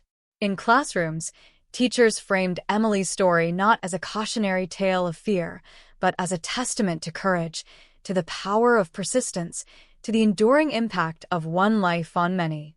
In this reframing, the narrative shifted, evolving from horror toward purpose. Yet beneath the surface, the past pulsed, an ever-present reminder of fragility. Storm seasons intensified, hurricanes churning the Gulf with increasing ferocity, eroding coastlines and unsettling foundations. Each tempest seemed to echo the chaos of that distant morning, reinforcing the sense that stability was an illusion, perpetually vulnerable to unseen forces. In moments of solitude, Emily's parents often visited the shoreline, standing where land dissolved into water, contemplating the unknowable journey of their daughter's remains. They imagined her running, her breath steady, her mind alive with plans. In these quiet rituals, grief intertwined with love, forming a tapestry of remembrance that transcended loss.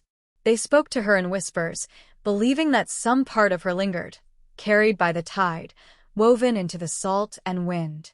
As years accumulated, the story of the Florida 2005 cold case evolved into a legend of persistence, a testament to the power of a single voice breaking silence, to the inevitability of truth, to the enduring imprint of human connection. It served as both warning and beacon, illuminating the perilous intersections of trust and deception, hope and despair. Yet for all its resolution, the case resisted closure. It remained a living entity, reshaping perceptions, guiding decisions, and anchoring collective memory. Its final chapter had not been written, nor perhaps ever would be. Instead, it existed as an ongoing narrative, carried forward by those who remembered, by those who learned, by those who refused to let the silence reclaim its dominion. And in the hushed moments before dawn, when the world hovered between darkness and light, the echo of footsteps along the coastal road seemed to linger, a phantom rhythm against the stillness, reminding Harbor Pines that the past, once unearthed, never truly rests. The years following the conviction unfolded with deceptive calm, yet beneath that surface, the consequences of the case continued to ripple outward, colliding with lives that had once seemed safely distant. The story of Emily Carter did not fade into archival silence. It became a living current, flowing through courtrooms, classrooms, police briefings, and late-night conversations, shaping perceptions of safety and trust in ways no single verdict could undo. Across Florida, cold case units re-examined their own forgotten files, spurred by the uncomfortable realization that time did not always bury truth. Sometimes it preserved it, waiting for the precise fracture that would release it. Old boxes were reopened. Dusty evidence bags were unsealed. Cassette recordings, warped by age, were digitized and replayed. In that renewed effort, investigators found themselves chasing echoes, haunted by the possibility that somewhere, in the margins of neglect, another Emily waited to be found. In Tallahassee, a state task force convened, composed of veteran detectives, forensic analysts, psychologists, and prosecutors, their mandate clear: identify systemic failures, locate patterns, and prevent repetition. Emily's case became their foundational study. They dissected every misstep, delayed searches, fragmented communication, technological blind spots, cognitive biases. No detail was spared scrutiny.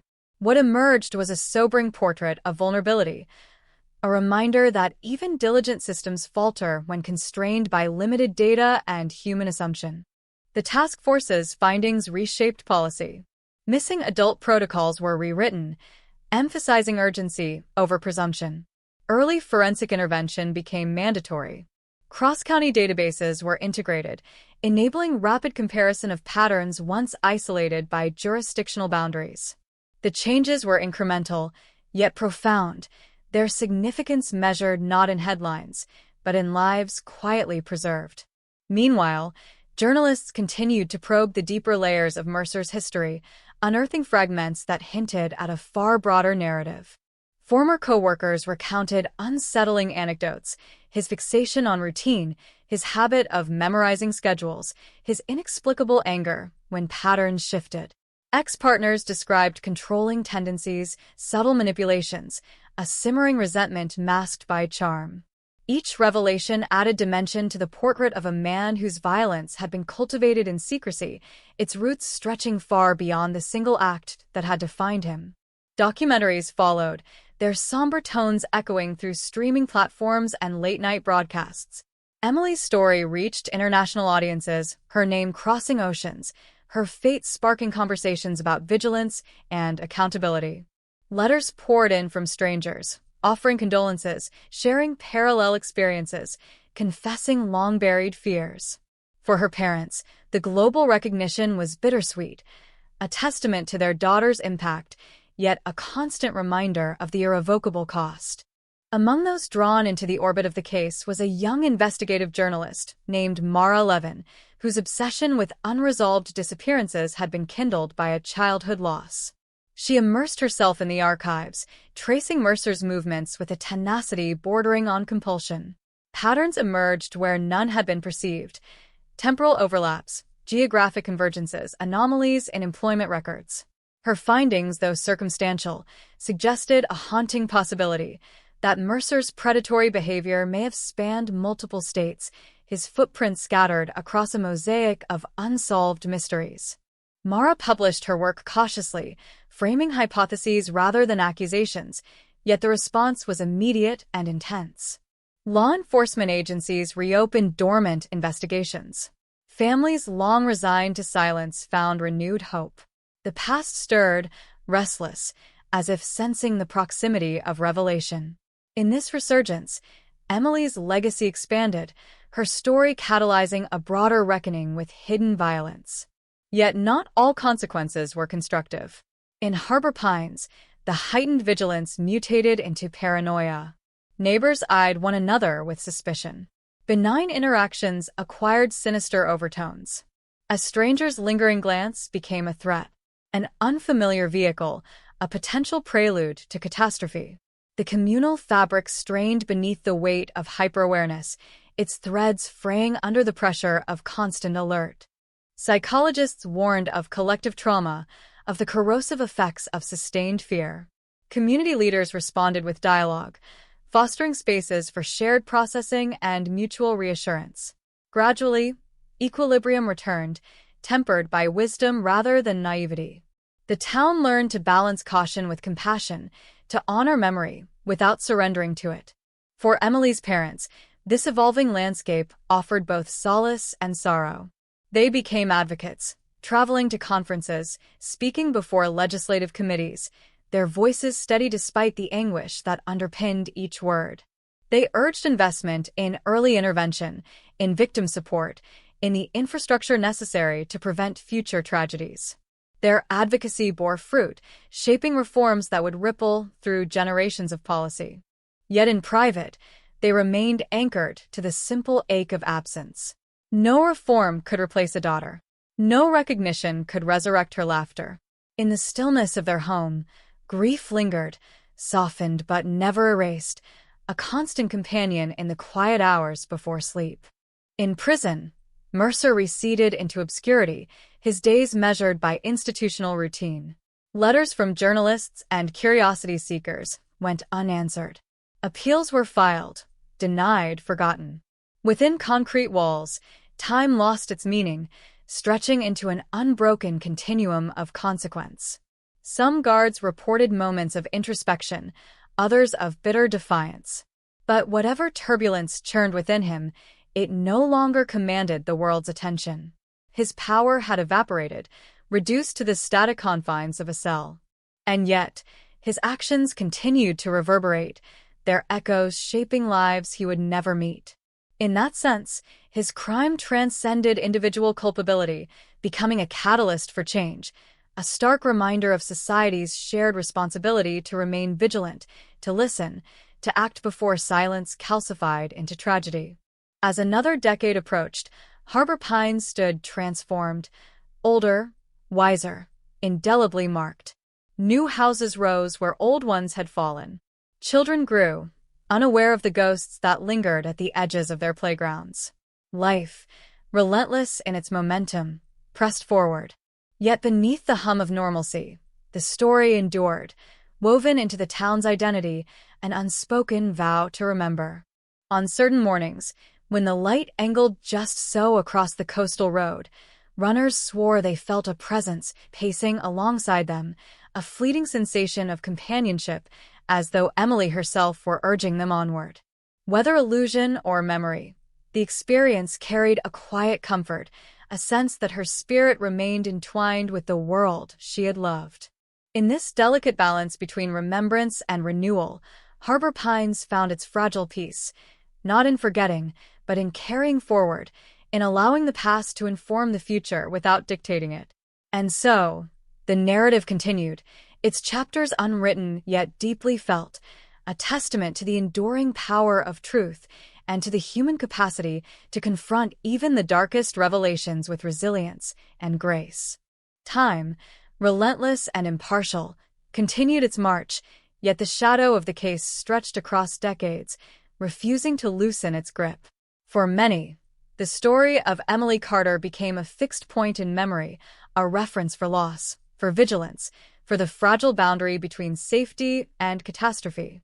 But for a select few, the case was far from over. It lingered in the margins of consciousness, unresolved questions echoing in sleepless hours, unanswered even by confession and conviction. Among them was Mara Levin. Her investigation had not ended with Mercer's imprisonment. If anything, it intensified.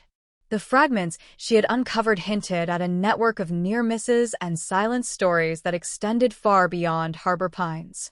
Each anomaly pulled her deeper into dusty archives, forgotten police basements, and the fading memories of witnesses who had long resigned themselves to obscurity. She chased the subtle patterns that eluded traditional analysis, shared transit corridors, seasonal overlaps, unexplained absences, echoes of Mercer's movements that whispered of proximity without proof. In rural Georgia, she uncovered a case from 1999, a college student who vanished after a morning jog, her last known location near a service road strikingly similar to Emily's. In Alabama, A woman narrowly escaped abduction when a man matching Mercer's description attempted to force her into a truck before being startled by a passing vehicle. The reports were fragmented, circumstantial, yet together they formed a constellation of threat, a narrative too consistent to dismiss. Mara traveled relentlessly, conducting interviews in dim kitchens and sterile police offices, recording testimonies that trembled with belated recognition.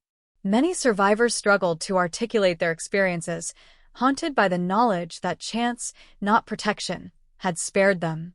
Each story added weight to Mara's conviction. Mercer's violence was not an anomaly. It was an apex. She compiled her findings into a comprehensive exposé, a document as meticulous as it was harrowing.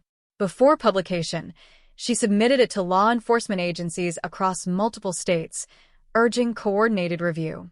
The response was immediate. Task forces expanded. Cold case units convened.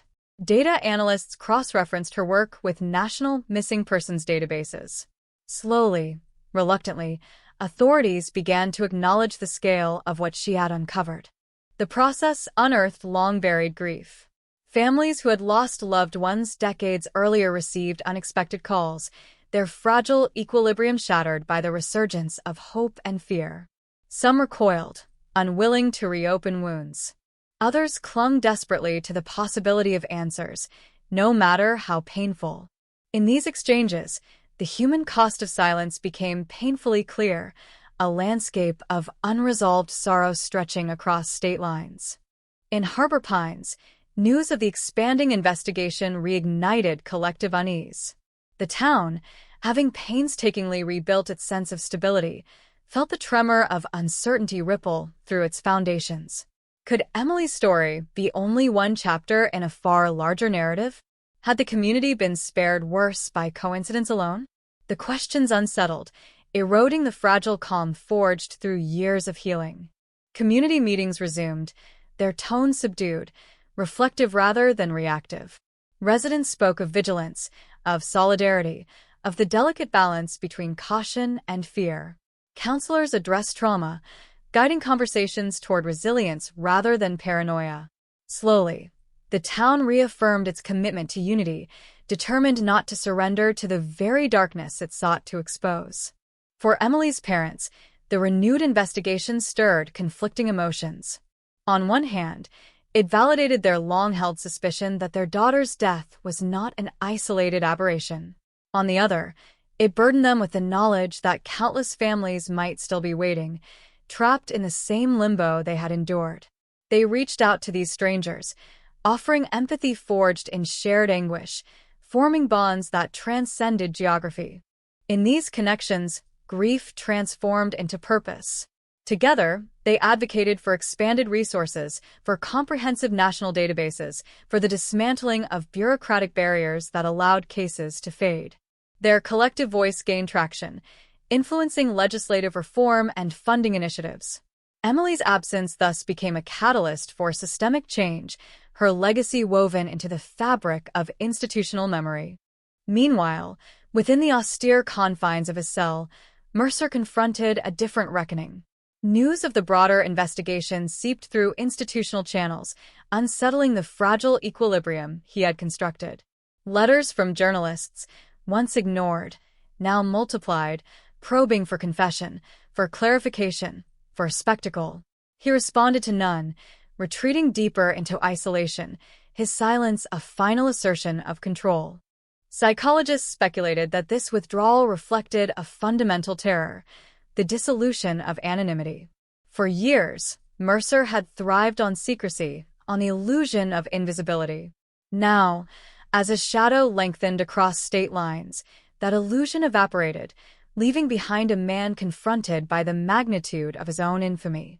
In this crucible, remorse and defiance coexisted uneasily, their oscillation a testament to fractured identity. As evidence mounted, several cold cases were officially reopened, their files migrating from archival obscurity into active investigation. In one instance, partial DNA recovered from a degraded garment matched genetic material linked to Mercer, forging a tenuous but compelling connection. The announcement reverberated through media networks, igniting both hope and trepidation. The past stirred once more, its secrets resisting surrender even as the walls of time eroded. In Harbor Pines, the coastal road remained unchanged, its asphalt bearing the silent imprints of countless footsteps. Runners passed in the early light, their breaths forming ephemeral clouds that dissolved with the rising sun. Few paused at the memorial now, yet its presence persisted, a quiet assertion of memory. The town had learned to coexist with its ghosts, to carry them forward, without surrendering to despair. On certain evenings, when the tide withdrew and the mangroves whispered in the wind, the air seemed thick with unspoken stories. It was in these moments that the boundary between past and present blurred, reminding those who listened that history is never truly distant. It resides in landscapes, in habits, in the collective subconscious, awaiting recognition. The Florida 2005 cold case, once an isolated tragedy, had evolved into a lens through which broader truths emerged about vulnerability, about vigilance, about the peril of assumption. Its impact extended far beyond a single verdict, shaping discourse, policy, and perception. Yet even as its narrative expanded, its emotional core remained unchanged. The loss of a young woman whose life had been stolen, whose absence continued to resonate. And so, the story pressed forward, propelled by inquiry and remembrance, its trajectory uncertain, its implications vast. In its wake, lives intersected, diverged, and converged once more, bound by a shared confrontation with darkness and an enduring commitment to light. The deeper the investigation spread, the more it resembled a widening fracture in the earth, exposing layers of forgotten suffering, sealed for years beneath sediment and silence. Each reopened file was a doorway into a life interrupted, a family suspended in permanent uncertainty. The past, once static, now surged forward, demanding recognition, its gravity pulling everything into its orbit. In Georgia, a rusted evidence locker surrendered a plastic bag sealed in 1999, its contents brittle with age. Inside lay a faded running glove and a fragment of synthetic fiber, preserved more by neglect than intention. Advances in forensic technology coaxed whispers of genetic material from the decayed threads, enough to yield a partial profile. When analysts cross-referenced the sample, the match pulsed across their screens like a flare in darkness, not definitive, but disturbingly close to Mercer's known DNA. The implication rippled outward, electrifying task forces across the region. Detectives revisited the vanished college students' final hours. Witnesses long dismissed as unreliable were summoned again, their recollections sharpened by the clarity of hindsight. A pickup truck idling near a trailhead. A man loitering beneath a cypress tree. A sense of being watched that lingered long after the encounter had ended. None of these fragments had seemed significant at the time.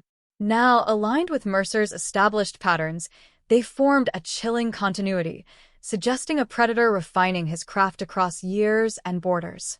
The media seized upon the possibility, headlines blaring of a serial offender unmasked, of crimes concealed by time and geography. Families flooded police lines with tips, memories, artifacts, anything that might anchor their loved one's disappearance to a tangible narrative. In this deluge, hope and despair coexisted, each revelation a double-edged blade, promising answers, yet threatening to confirm the worst.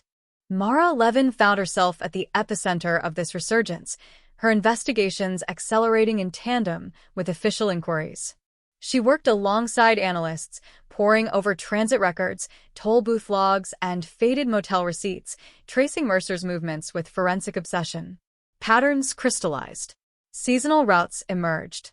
The same highways recurred, threading through clusters of unresolved cases like dark veins beneath the landscape. The implications were staggering.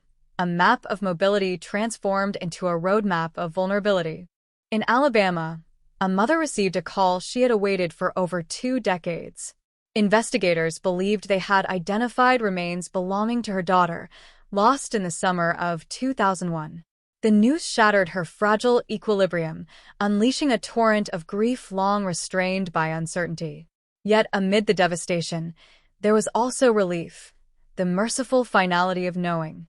For her, and for countless others, the resurgence of Emily's case reopened wounds while simultaneously offering the promise of closure.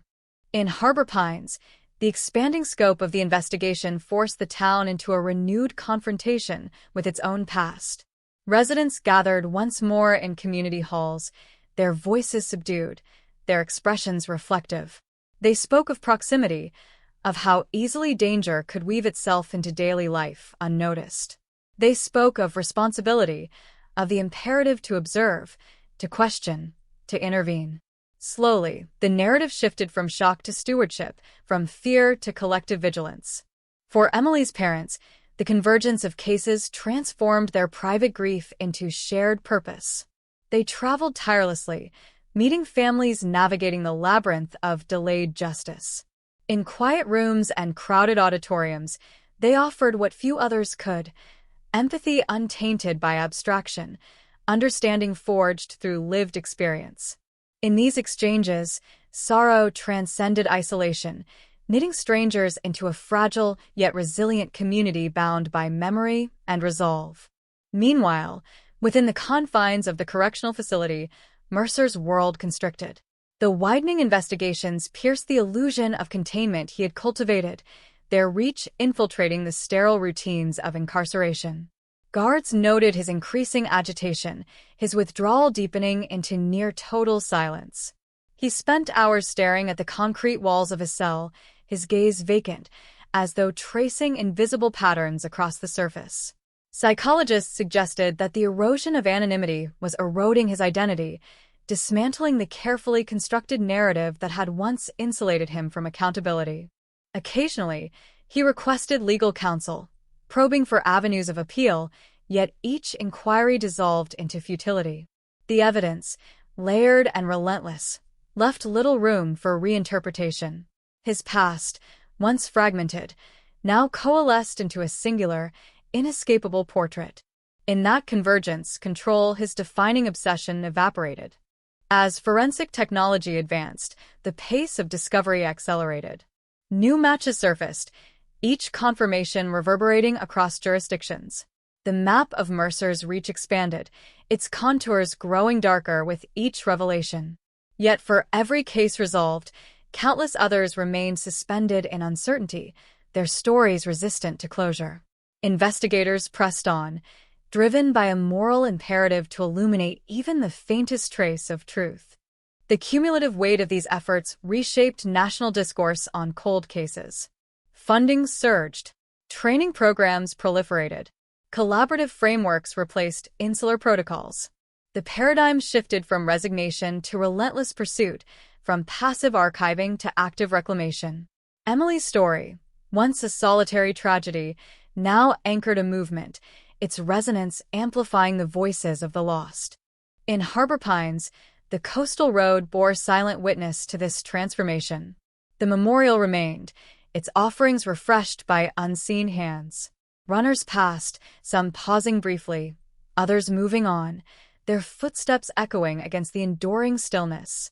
The town, tempered by experience, embraced a cautious optimism, its vigilance rooted in compassion rather than fear.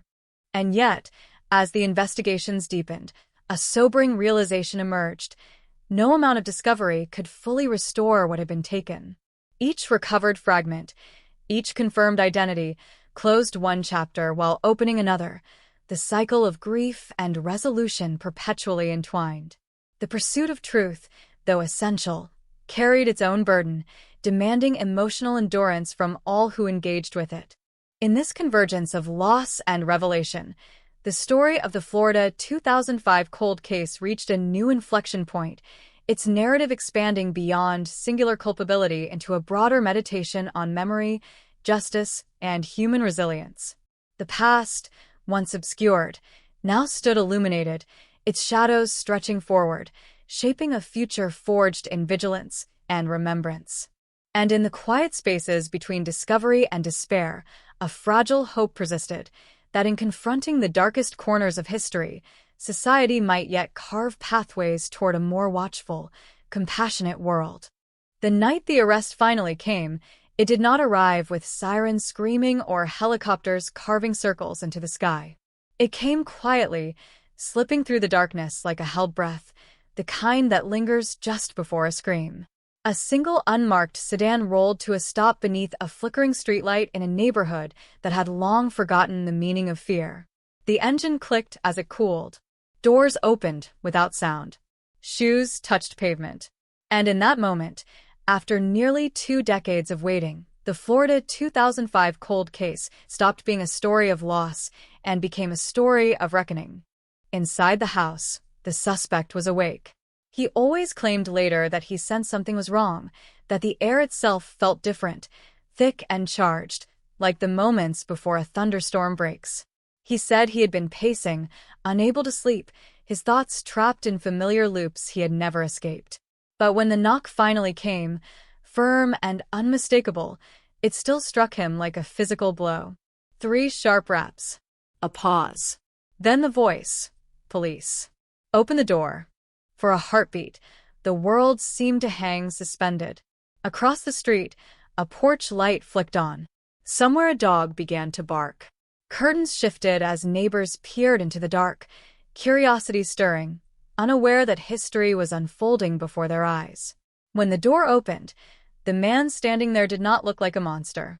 He looked ordinary, tired, almost fragile.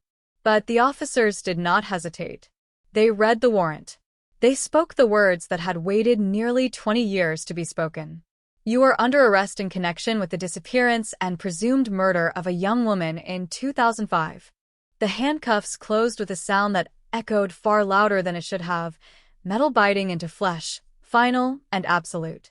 And in that instant, the past surged forward, flooding the present with everything that had been buried. At the station, the interrogation room glowed under harsh fluorescent lights. The walls were bare, the air stale. A single camera blinked red, recording every movement, every twitch, every hesitation.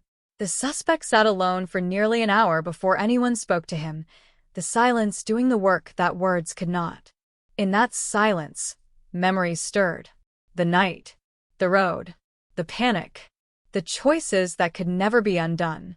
When the detectives finally entered, they carried with them the weight of years, stacks of files, photographs worn soft at the edges, transcripts of interviews long forgotten.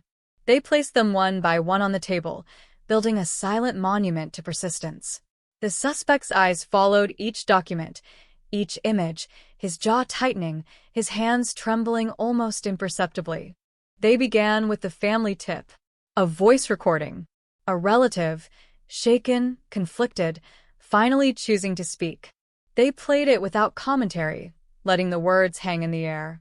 A story of a drunken confession overheard at a family gathering, of guilt disguised as bravado, of a name spoken too many times to be coincidence. The suspect stared at the table, his breath shallow, the muscles in his neck rigid. Then came the forensic breakthroughs. Soil analysis linking his property to trace evidence recovered years earlier. Fibers matching those found in the victim's abandoned car. Digital records extracted from obsolete devices, mapping movements that had once seemed impossible to reconstruct. Each revelation tightened the net, strand by invisible strand, until escape became a mathematical impossibility. Still, he said nothing. The detectives shifted tactics, guiding him gently back through time, reconstructing the hours before the disappearance. They spoke of the small details, the overlooked fragments, a gas station receipt, a traffic camera, a blurry reflection in a storefront window. They described the victim's last known moments, the choices she made, the roads she took, the life she expected to return to. They spoke her name, over and over. And with each repetition, the room seemed to shrink. At last, something in him cracked. It was not a dramatic confession. There were no tears, no grand declarations. Just a slow, exhausted exhale, as if he had been holding his breath for 19 years. His shoulders slumped, his eyes closed. And when he spoke, his voice was barely more than a whisper, threading its way through the hum of the lights. He said he had not planned it, that it had begun as a chance encounter, a ride offered, a moment of impulsive kindness that spiraled into catastrophe. He spoke of an argument that escalated, of fear that eclipsed reason, of a single irreversible act. His words stumbled, tangled, collapsed in on themselves, but the meaning was unmistakable. The story that had haunted an entire community was finally being told by the man who had lived it in secret. As the hours passed, the confession grew heavier, darker, each detail adding gravity to the room. He described the place, the method, the frantic attempts to erase what could never be erased.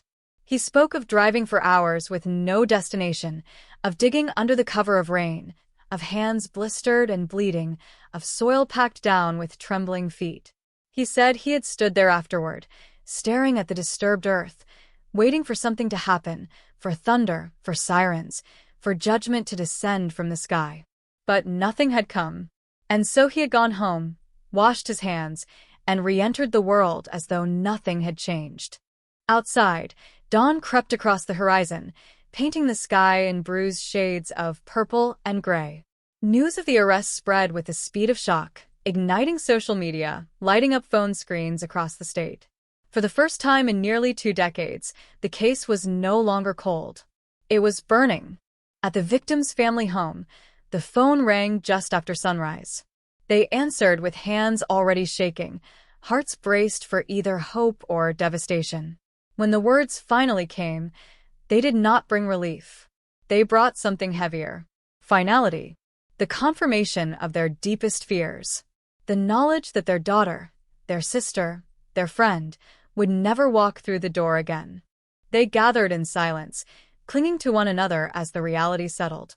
There were tears, yes, but there was also a strange, hollow calm, the kind that follows the end of a long, brutal storm.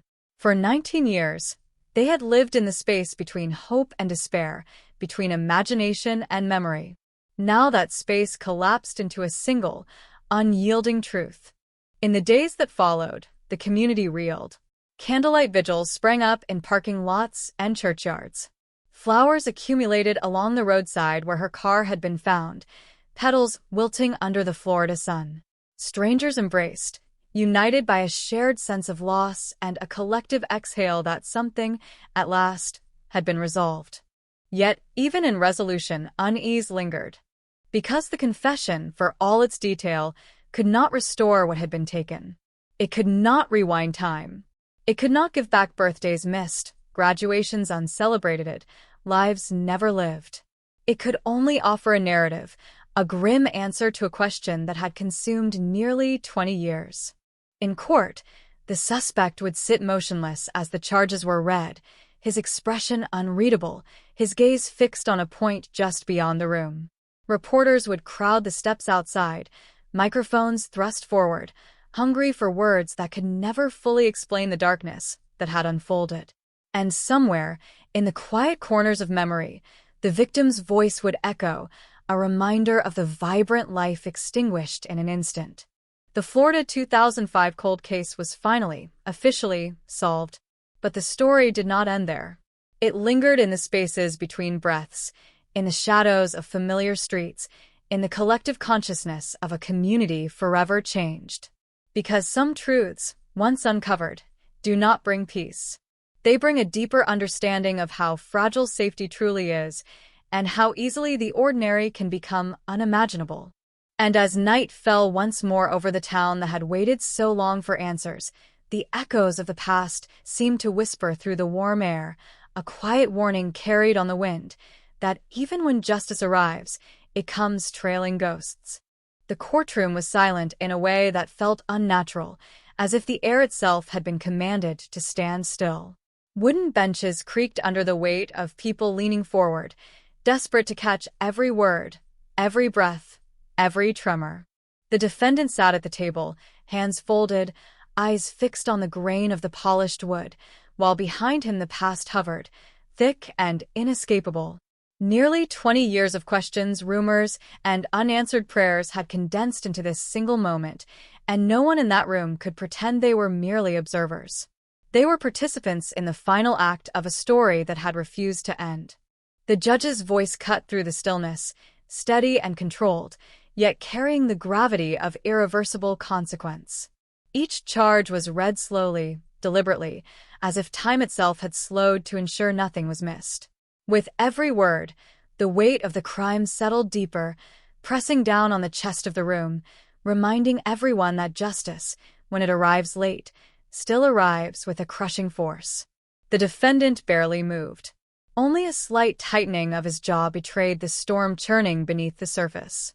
Across the aisle, the victim's family sat together, hands clasped, knuckles white. Their faces were etched with exhaustion, grief carved into every line. They had rehearsed this day in their minds for years, imagining what it would feel like, what they would say, how they would stand. But no amount of preparation could dull the impact of seeing the man who had haunted their lives finally bound by law.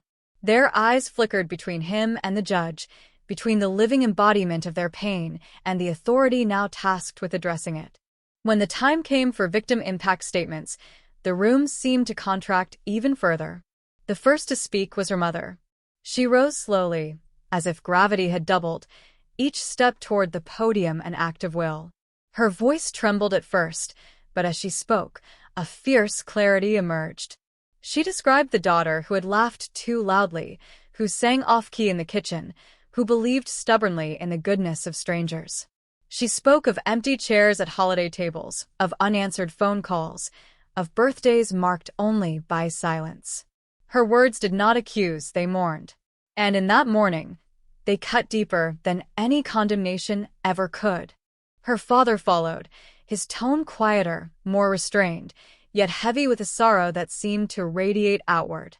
He spoke of the endless search, the countless miles driven, the flyers posted on poles and shop windows, the sleepless nights spent waiting for a call that never came. He spoke of hope kept alive long past reason, and of the slow, devastating acceptance that crept in when hope could no longer survive. When he finished, the courtroom remained silent, the echo of his words lingering like a ghost. One by one others stood. Friends, cousins, a former teacher. Each voice added another layer to the portrait of a life interrupted, a story violently unfinished. Together, they painted a picture so vivid that it felt as though she might walk through the doors at any moment, smile apologetically, and ask what she had missed. But the doors stayed closed. The silence endured. When it was finally the defendant's turn to speak, he hesitated.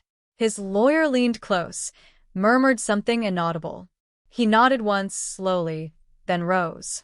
For a long moment he said nothing. His eyes scanned the room, taking in the faces, the cameras, the history etched into every expression. When he began, his voice was flat, almost detached, as though reciting lines memorized long ago. He said he was sorry. He said he had lived with regret every day since that night. He said he wished he could change what had happened. But his words felt thin, stretched taut over an abyss that language could not bridge.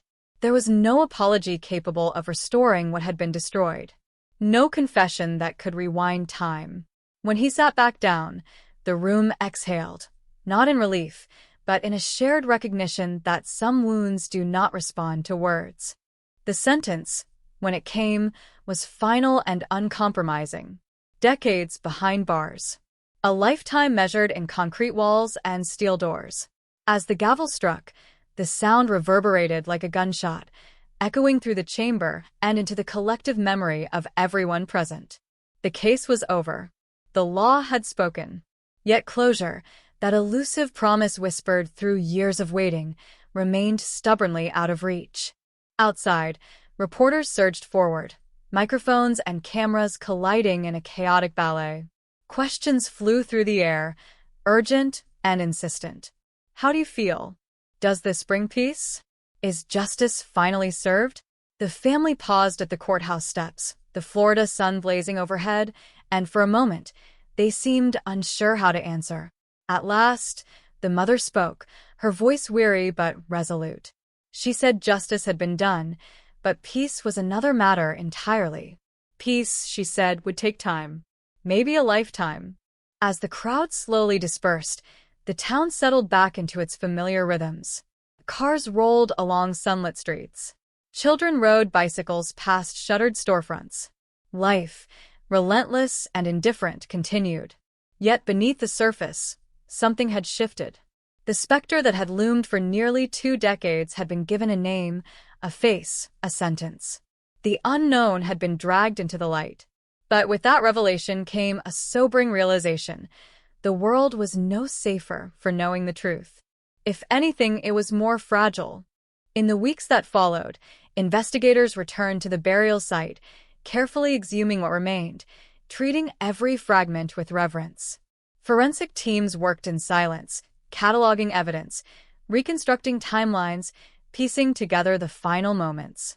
When her remains were finally returned to her family, they held a private ceremony, gathering in a small clearing surrounded by towering pines. There were no cameras. No reporters. Only whispers, tears, and the soft rustle of leaves overhead. They laid her to rest beneath a simple headstone, engraved with her name and the dates that now defined her existence. A life reduced to 2 numbers, separated by a dash. But memory refused to be so concise. In homes across the region, people replayed the story, dissecting every detail, searching for signs they might have missed, moments when the outcome could have changed. They wondered how a man could live among them for so long, carrying such a secret. They questioned the assumptions that had guided their trust. Doors were locked more carefully. Strangers were viewed with a touch more suspicion. And in quiet moments, a lingering unease crept in, a reminder that danger does not always announce itself. For the detectives who had reopened the case, the resolution brought both satisfaction and exhaustion. They had chased a shadow across decades, following trails that dissolved in their hands, confronting dead ends and false hope. Now, with the truth finally anchored, they found themselves grappling with an unexpected emptiness. The chase was over, the questions answered, yet the faces of the victim and her family lingered, etched into their minds, a permanent testament to the cost of delay. Late one evening, long after the courthouse lights had dimmed, one of the lead investigators returned to the office. He stood alone in the evidence room, staring at the boxes that had once contained the sum of the unknown. He ran his fingers along their edges, feeling the dust, the weight of time. For a moment, he allowed himself to imagine a different ending, one where the case had been solved in days, not decades. But the vision faded as quickly as it came, leaving only the stark reality of what had been. The Florida 2005 cold case was closed. Officially, legally. But its echo refused to dissipate. Because every solved mystery casts a longer shadow, one that stretches backward as well as forward. It illuminates not only the crime, but the countless hours of waiting, the lives paused in limbo, the subtle ways grief reshapes identity.